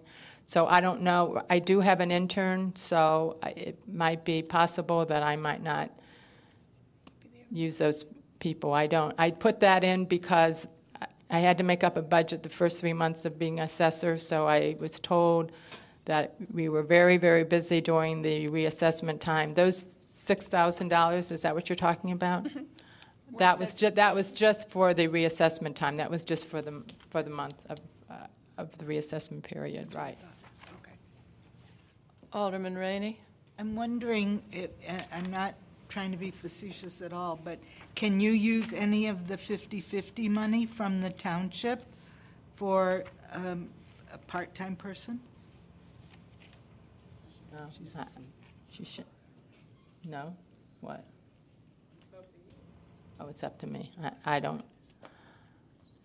You mean instead of the $6,000? Is that what you're? I mean, there's 50-50 money where we pay, the township pays, subsidizes the income, and I'm just wondering, could you use any of that? I'm just asking. I'd have to look into it. I know exactly what it Maybe you means. could become a community service provider for the township and get a whole lot of money. Alderman Jean-Baptiste? Yeah, I think that the assessor inherited an office that we knew was in turmoil. However, whatever judgment we may pass on that, the assessor's office has, I think, had 2 lawsuits, and one was settled, right? And then there's one still ongoing. Right. And so, and there was some radical moves from the trustees during the last budget period where we eliminated a whole line item for the deputy assessor at that time. So I think with Assessor Wilson coming into this position, I'm open to give her the benefit of the doubt to give her a budget that she can function and provide the services that she needs to provide, and to then, evaluate how that is going. She indicated that she may not use that $6,000 because she's not certain, because she's new. She's observed how other fully staffed assessors' offices have operated, and she wants to make sure she's able to maximize the services to the taxpayers. So I would move that we do pass this budget and allow her to move forward and, stay closely on top of the process and the bills that come in, and try to make sure that we get a better handle ourselves of the ongoing operation during period of normalcy. Okay. Thank you. Alderman So Rainey. that would be that's a motion to adopt the budget and Been the moved assessor's and budget at seconded. this particular point. Can't adopt the budget tonight without suspending the rules. And you're not. And I'm not willing going to do that, no, suspend because the rule. there are so many unanswered questions. And with the assessor's However, I don't think you can divide the assessor's budget out of the township budget because it's general funds. But to present it as having anything to do politically with the new assessor's request is really wrong. And you think this that is was a joint political? budget, and it will be passed at some point. And I don't think the assessor even has exact ideas about how to spend her money. We've just been through a budget session, and we're going to start one up again in September. You don't be casual about your expenditures. It has to be for certain, and I don't see that. I don't even know how long the person that is there full-time, Darnell, what he does. I guess permits, but then I'm told that there are permits as high, so is he doing permits? Well, he's also helping with the exemptions. We did we just got through working on the long time Right. exemptions, and But people. We had 400 people come in the last 6 months working. I mean, he's interrupting what he's doing and working with every taxpayer that comes in, as well as I am. So, I mean, the fact that I found that I have to be there every single day and can't do any other work and be there every single day shows me that there is another person that needs to be in that office. I'm sure you're right. So that's, I mean, I'm very, as you see, I'm very dedicated, and you can see the work that I've done so far. Well, and this budget has to be passed, so, and there is money in a continuing budget for you to spend, so I think a month is not going to. Well, the month, it will make a difference because this is the month that we're going to be reassessed, and that means that it's up to me and Darnell and the intern to work with these with the people that are coming in for appeals, because it's probably going to start next week, and we only have a month to do appeals, and if you don't pass the budget in a month, then I would still continue to work hard, but I will be in the office all the time. So. All right, we have no further lights, and Alderman Jean-Baptiste made a motion to pass. I made a motion to pass the assessor's budget, but we can't make the exception. But there was the initial motion to Introduce, okay. But we needed to suspend the rules in order to be able to pass, to vote. Well, we failed to suspend the rules. Right. So, And I think everybody was trying to find out what's next then. Failure to suspend the rules has what implication?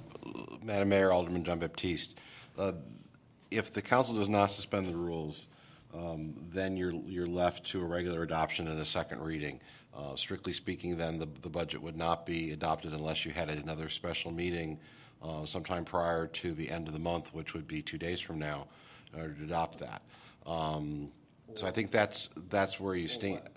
Or if there was another ordinance presented that the rules would be suspended on, and we would, if the council wishes to go there, we would propose an amendment to this ordinance that would provide funding only for 4 months, so from April 1 through July 31. That would not be a complete year budget, but it would be a budget, and conferring with the attorney and the assistant city manager, we think that would at least pass the requirement of the statute. It could be tested in the courts, but I don't imagine anybody would. So if there is willingness to suspend the rules for an ordinance that would have a 4-month budget from April 1 to July 31, and that passed, then you would be in conformance with Illinois law.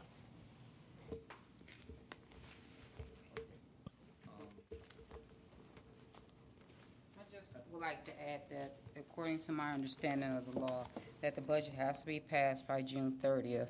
If not, as long as the township supervisor provides the council with a balanced budget.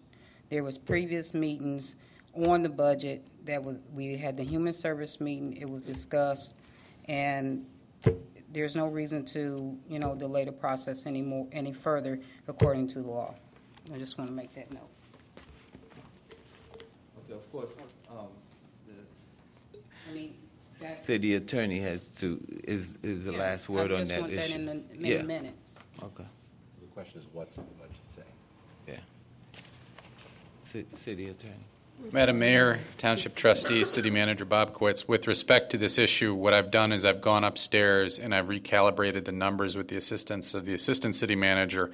And if we were looking at passing, first suspending the rules and passing a 4-month budget, the town fund total and the general assistance fund, those numbers have been adjusted and prorated on a 4-month basis. So the total appropriation at this point would be a total of $427,436.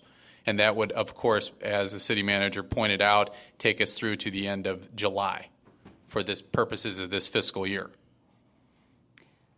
So that is an option that would, an option that, if it's agreeable to the council, would allow you to pass a budget this evening if you suspended the rules and be in conformance with Illinois law. Well, no. Alderman Rainey? How are you dividing it up? How are you dividing it up for personnel, for community service purchases, for emergency assistance? I would want to see that. And Alderman Rainey, members of the council, I would suggest, if this is something you're interested in, that we would amend the ordinance in a couple of different places. And one of those places, if you're looking at page 21 of the budget packet, page 277 of the agenda packet, would alter section 1 to read that the budget for the fiscal year commencing April 1, 2009 and ending March 31, 2010 be continued through July 31st, 2010. So the spending plan that is in the current year budget that has ended would continue for those 4 months. The numbers that Mr. Farrar has given to you are the new budget numbers for sake of simplicity, but with section 1, that would then give direction to the township to continue spending money only at the levels that are in the budget for the year ending March 31, 2010.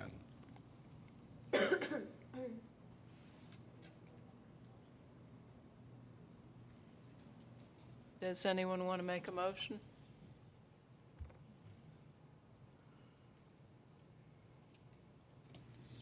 Alderman Nguyen.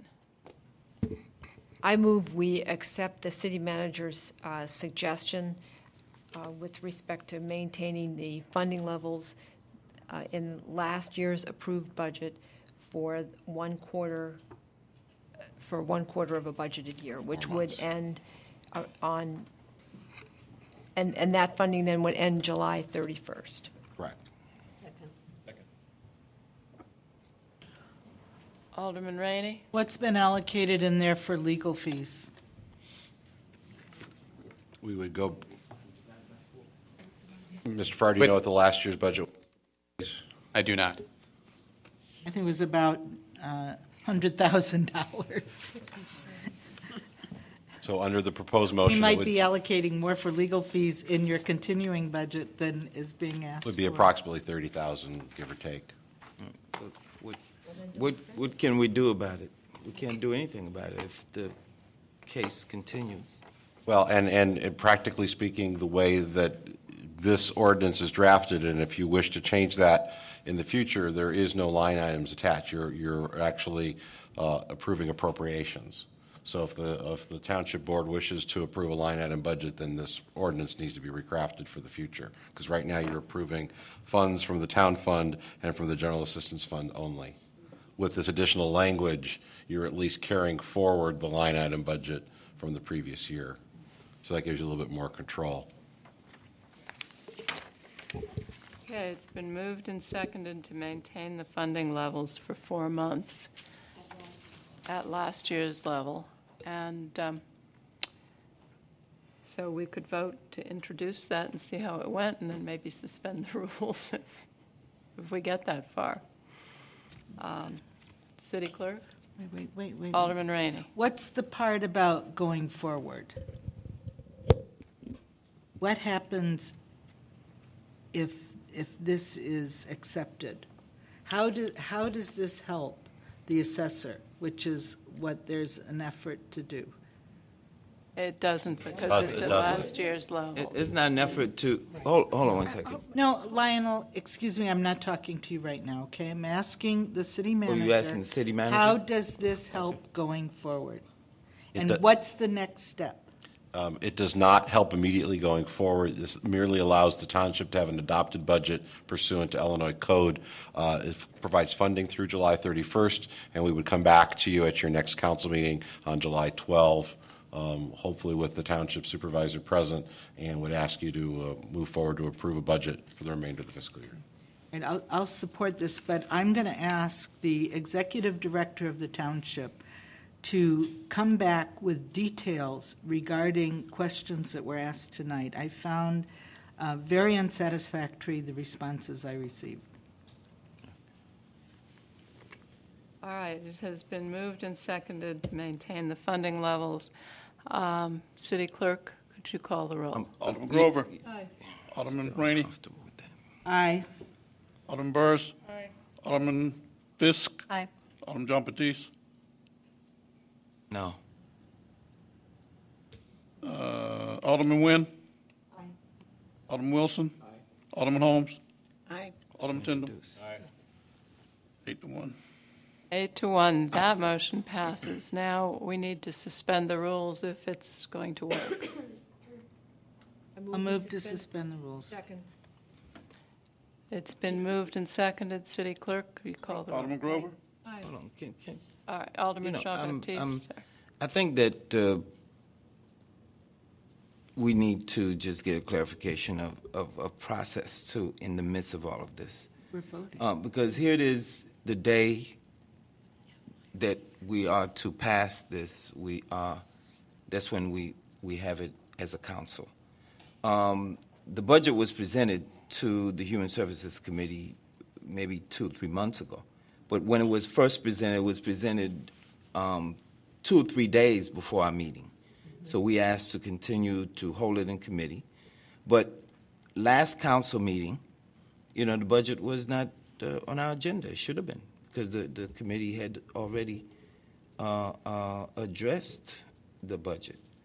So I think that, you know, there is a sort of, there's a problem in process here.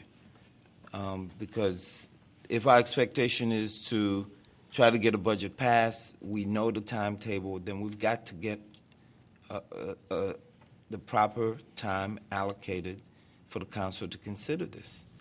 Because now, I mean, I don't know what the implication is beyond this point. When we adopt the budget at last year's level, does that mean when we come back, whatever we adopt can be retroactive to today? Yes? You can amend the budget in any way the township board sees fit. To make it retroactive, okay. And so please take note of, you know, my suggestion. Let's bring this kind of budget before us before this. Alderman Holmes.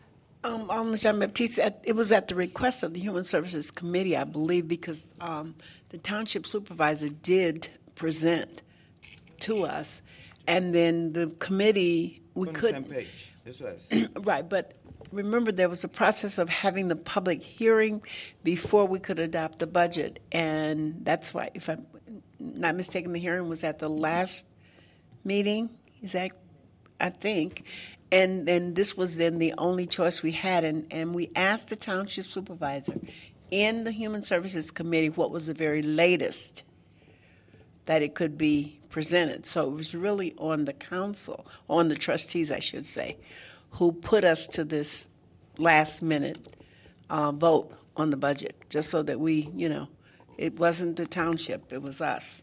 I know. I'm not blaming the township. Okay, I know, but just so we have that clear. All right, are we ready to vote? City Clerk? When is this vote on? This is on suspending the rules. Sorry, Alderman Nguyen. Alderman Grover. Aye. Alderman Rainey. Aye. Alderman Burris. Aye. Alderman Fisk. Aye. Alderman Jean-Baptiste. Aye. Alderman Nguyen. Aye. Alderman Wilson. Aye. Alderman Holmes. Aye. Alderman Tindem. Aye. 9. Suspension of the rules are suspended. 9-0, the motion passes. And now we need one more motion to pass this as an action item. Move approval as stated by the city manager, adopting the budget at last year's level for the first quarter. Second. For 4 months. Right. 4 months. It's been moved and seconded. City Clerk? Alderman Grover. Aye. Alderman Rainey. Aye. Alderman Burris. Aye. Alderman Fisk. Aye. Alderman Jean-Baptiste. Aye. Alderman Nguyen. Aye. Alderman Wilson. Aye. Alderman Holmes. Aye. Alderman Tindem. Aye. 9-0. 9-0, the motion passes. Next, we have, who's the chair of the Economic Development? I just want to clarify what Alderman Rainey's request is you want information regarding contractual service and the community, or just the client's contract? All of them, where there are just categories. Which specific categories, other than the contractual services? And were also there? an explanation of Alderman Grover's inquiry, which was stated his more service. clearly, why there are contributions to community services and to contracts. In other words, pure services was Right. an example. Yeah. Okay, thank you.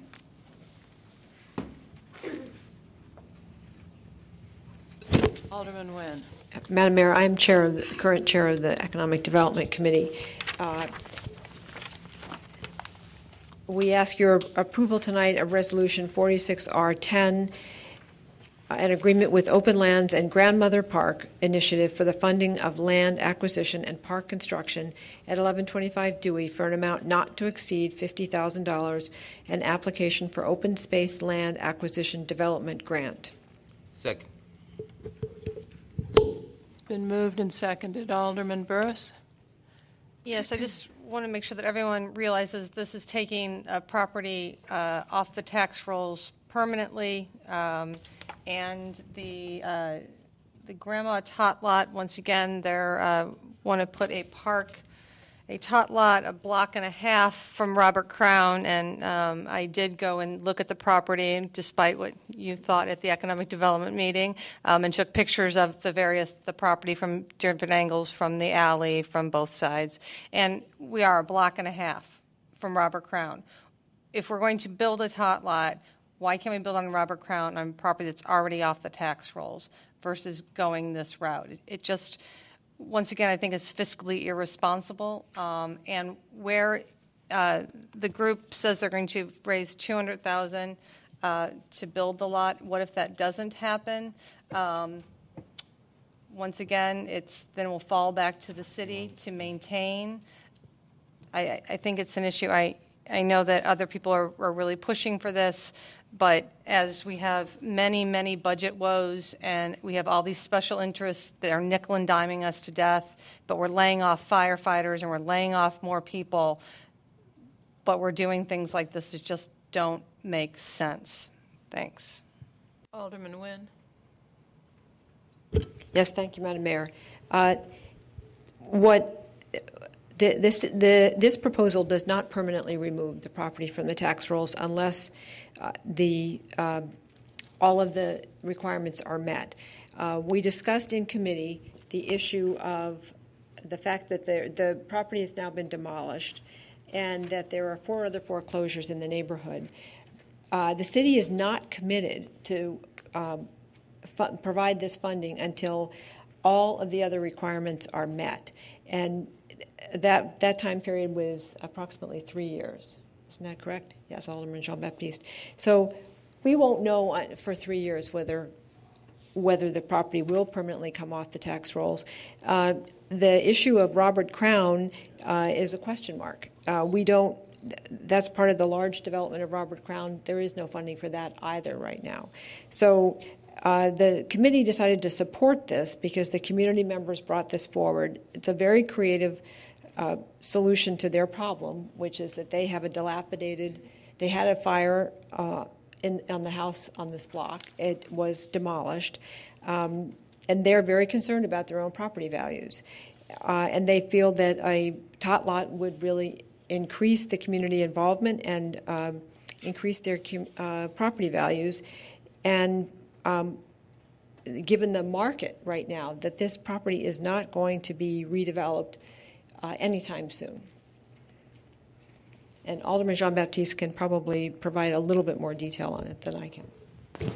Alderman Jean-Baptiste? Yes, I do have my light, so thank you.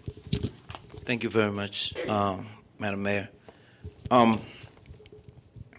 This group came out of community initiatives of various individuals who have observed in the very community that they live that there is no tot lot. And there have not been. That we've been talking about renovation of Robert Crown, and certainly we want to do that, but it has not been done. There's a present need, and the people in that community have been involved in an effort to set aside a certain amount of money for neighborhood improvement that came out of the Dempster Dodge Plaza.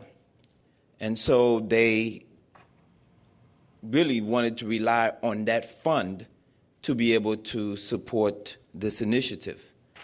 They followed the process. They canvassed their neighbors. They submitted the proposal to the city. And at the last end, they incorporated themselves. They applied for other funding. They raised money on their own. And at the last minute, when they were supposed to be on our agenda at the Economic Development Committee to come and present to us the fact that the neighborhood group had approved the allocation of $50,000 to be utilized to purchase this land, they found out that the money was not available. We had made some accounting error, and so the funds were not available. And so they came before the Economic Development Committee, and in the Economic Development Fund, we have $2 million.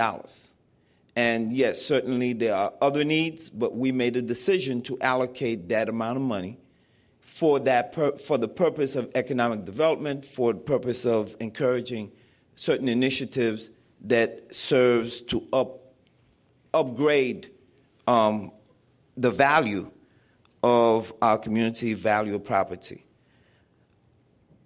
This initiative also looked around, and they were able to get a deal. The deal was to get a piece of land for $70,000. There was a burnt building there. They demolished. And they also entered into an agreement with Open Land to take the initiative and purchase the property on the contingency that our funds will be available, the $50,000 would be available to assist in the long-range development of this tot lot. The city is not writing a check and submitting the money. The city is saying that to the extent that this project can go forward, we will do so. We'll participate in it.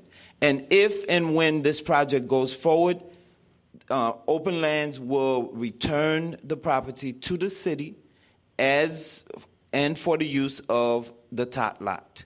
The property will be the city's property. And we think that there will be a return to the tax treasure of the city, in that equity in the surrounding neighborhood would increase, the value of property would increase with the addition of this tot lot. So again, it's another initiative from the community where people have gone forward. They have a number of plans in place to try to raise funds, and I think that's why the committee decided that on the cost-benefit analysis, it was in our best interest to go ahead and support this initiative. It's not a loss, it's a gain, because we gained this particular asset for the city, and the addition of a tot lot in that neighborhood will improve the neighborhood. Certainly when we improve Robert Crown, all of us will benefit from that. But right now, the motion, the initiative is to push forward, and people are trying to use funds that they raise, and they tap on these resources because they expected it to be available. It's not available, and we are asking that you vote to allocate the $50,000, at least on the contingency basis, to move forward. So it's possible that the city attorney and assistant city manager may have other information to add.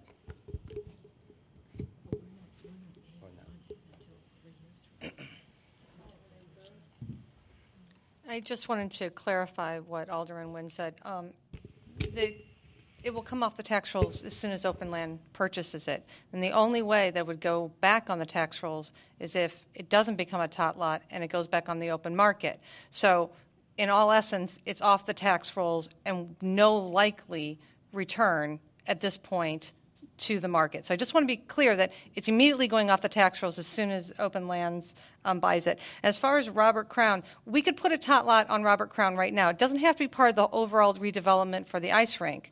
There is space available now near the tennis courts, a block and a half from this spot. And I understand that they went to a lot of trouble. People go through a lot of trouble all the time to put in grant applications. That doesn't mean you're guaranteed money. And people are already on this council, and others are already talking about raising taxes next year. Why are we raising taxes when we're giving away money over and over again that we don't have?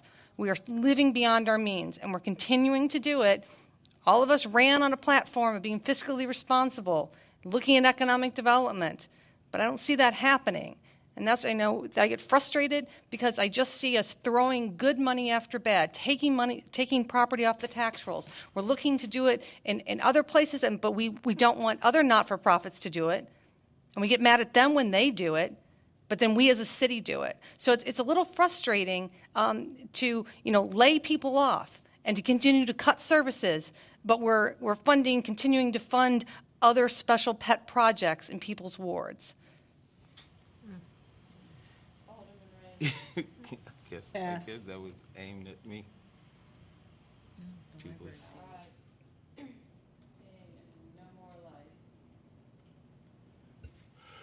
Thank you, City Manager. Seeing no more lights, it's been moved and seconded that we pass Resolution 46R10, an agreement with Open Lands and Grandmother Park Initiative for the funding of land acquisition and park construction at 1125 Dewey for an amount not to exceed $50,000. Alderman Grover? Aye. Alderman Rainey? Aye. Alderman Burris? No. Alderman Fisk? Aye. Alderman John Batiste? Aye. Alderman Whidden? Aye. Alderman Wilson? No. Alderman Holmes? Aye. Alderman Tindem? Aye. Okay. That's 1,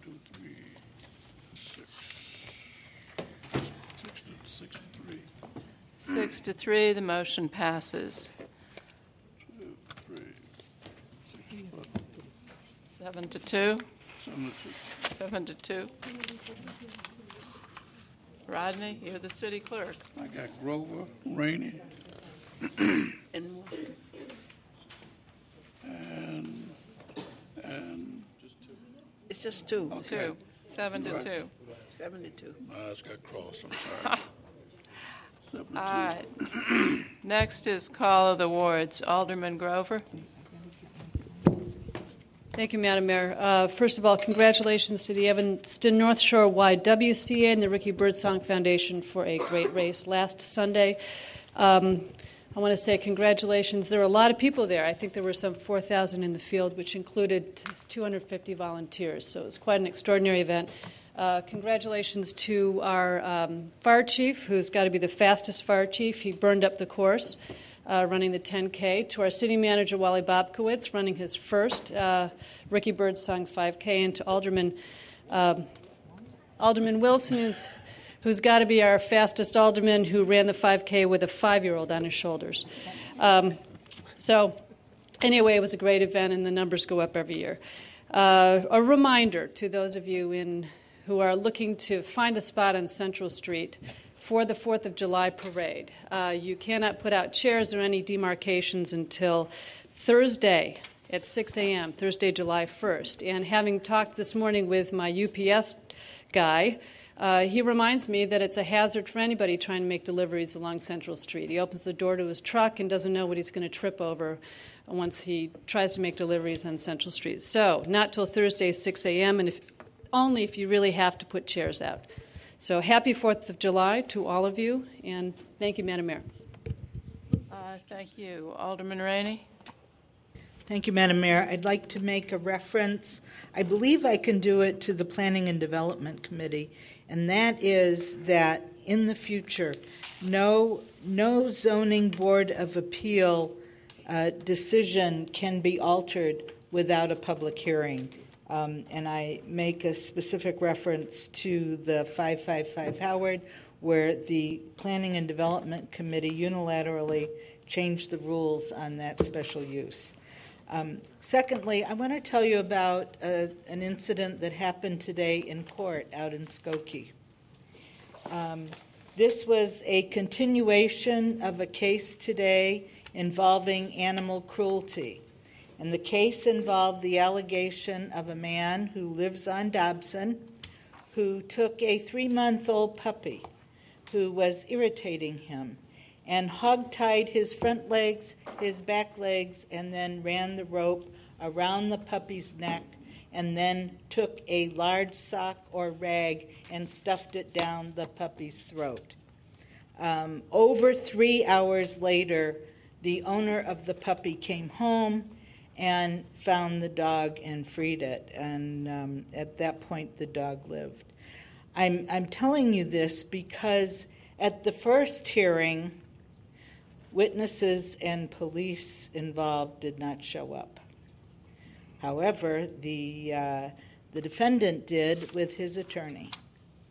Today, I began to organize a large group to go, and I had about 8 or 10 people responding that they were coming. And then the chief told me that we should go, but the officer, this is after 60 days of knowing about this, the officer who was the arresting officer was on vacation and out of state, but that we should go anyway. So I dismissed everybody but 3 of us. We went. The judge was enraged. He said, this is the second appearance. There's no cop again and no witness, and he dismissed the case. So that's what we have. We need to have our officers, when they have a court case, in that courtroom. I have been guilty over the years of complaining about the judges out in Skokie. They're too lenient, they don't pay attention to the community, they don't follow the law. In this case, I do not blame that judge. that a person who's been accused of a crime should keep schlepping back to court month after month with paying an attorney and not have the respect of our police department standing there carrying out their role. I was extremely disappointed. And I've asked the chief to give us an accounting of the number of animal cruelty cases that we have in our community. And I believe in the last 20 years, very, very few. And now I know why. I stayed on top of this case on a weekly basis, telephoning and emailing the chief. Are we sure that's going to be up? Are we sure it's going to be up? On Friday, I asked the city manager, please make sure you contact chief of police and ask him to make sure the animal warden, the cop involved, etc., are in court on Monday. And I was told at 6 o'clock Friday night that the cop involved was on vacation. And that judge just would have no more of it. Our police have got to be in court. Very disappointed. And not only that, but the guy who tied up the puppy and stuffed the rag in his throat left the courtroom laughing. Thank you, Alderman Rainey. Alderman Burris? No report. Can't follow that. Alderman Fisk? Well, I had no report, but Alderman Rainey, I have to respond to that because you call me and I will go with you. Okay. I mean, I will always be there. And I really, I've worked very hard over the past 3 months since the feral cat issue in Northwest Evanston to try to help establish a humane advisory committee with the police chief. And this is obviously a case that should go to that humane advisory committee. I mean, the last thing I want is to have a committee that's just a committee to make everyone feel good. I mean, we need to have a committee that actually works on these issues. I wish the chief were here tonight so that he could comment on that. City manager, I'd like to know exactly what the response from the police department is.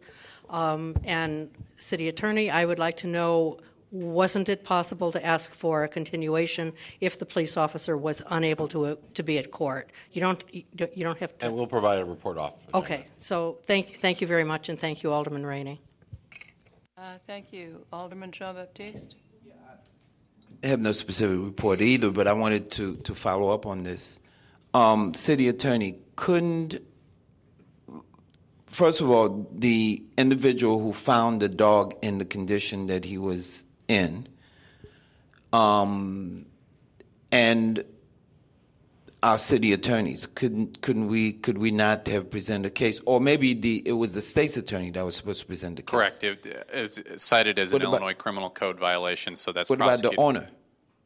The owner didn't observe when the owner came home, and he saw what was going on, right? It was the girlfriend of the bad guy. And she was the girlfriend of the bad guy. So the bad guy probably admitted, say, I did it. So why couldn't we proceed? It was prosecuted by the assistant state's attorneys in Skokie. I know. So why couldn't the assistant state's attorney proceed? Well, generally what happens, if there's an officer not in court on the second court date, the judge is going to dismiss the case. I understand, but the role of the officer was just to arrest this individual. Right? What is it? There's additional information which we'd like to provide off agenda. Oh, okay. Because I don't know what. The case can be refiled. Yes, and we're following up with the state's That's fine, but I'm just saying in the future, it seems to me that the assistant state's attorney could put on the case with the witness. We'll provide additional information off agenda. If our officer, I just don't want to. Thank you. Alderman Nguyen. Thank you, Madam Mayor. This is on a completely different topic, but we need to find a solution to the enforcement of the leaf blower ban. I have been getting many complaints lately, and I am frankly under assault in my own home 2 or 3 days a week by the monster mowers and then the leaf blowers. And it seems as though very few people in this community realize that we have a leaf blower ban from May 15th, I believe, till October 1st. And the only solution that we have is to call the police. And obviously that's not how we should really have our police involved. So whether we can get our parking officers to enforce it, whether we can deputize citizens who are properly trained, whether we can write a ticket to the homeowner, I want to figure out some solution, because we have a leaf blower ban, and it is with impunity that the folks are using this and are using these. And the citizens of Evanston who, if you employ a lawn service company that uses a leaf blower, number one, you're violating OSHA rules because nobody wears ear protection on those things. You're contributing to someone's deterioration of their health. You're a menace to your neighborhood. We need to figure something else out. I mean, I understand everyone's reluctance to call the police because they realize this isn't the best use of our police department. But we have to come up with something. And I think we should fine the homeowner, the person who's employing it, because these poor lawn workers, they have no idea that there's a ban. No one's ever told them. They've just given them the instrument. I mean, the ultimate to me was when I watched my neighbor's lawn service folks turn the blower on the tree to blow the leaves out of the tree so they could then blow it into, I'm not kidding, this was it, blow it into the street. Okay, so we really have to come up with a solution. So I don't know what committee that goes to or what enforcement mechanism we have to use, but, let's deputize people, I'll raise my hand. I'll do it, Thank you, Alderman. Alderman Wilson. No report. Thank you. Alderman Holmes.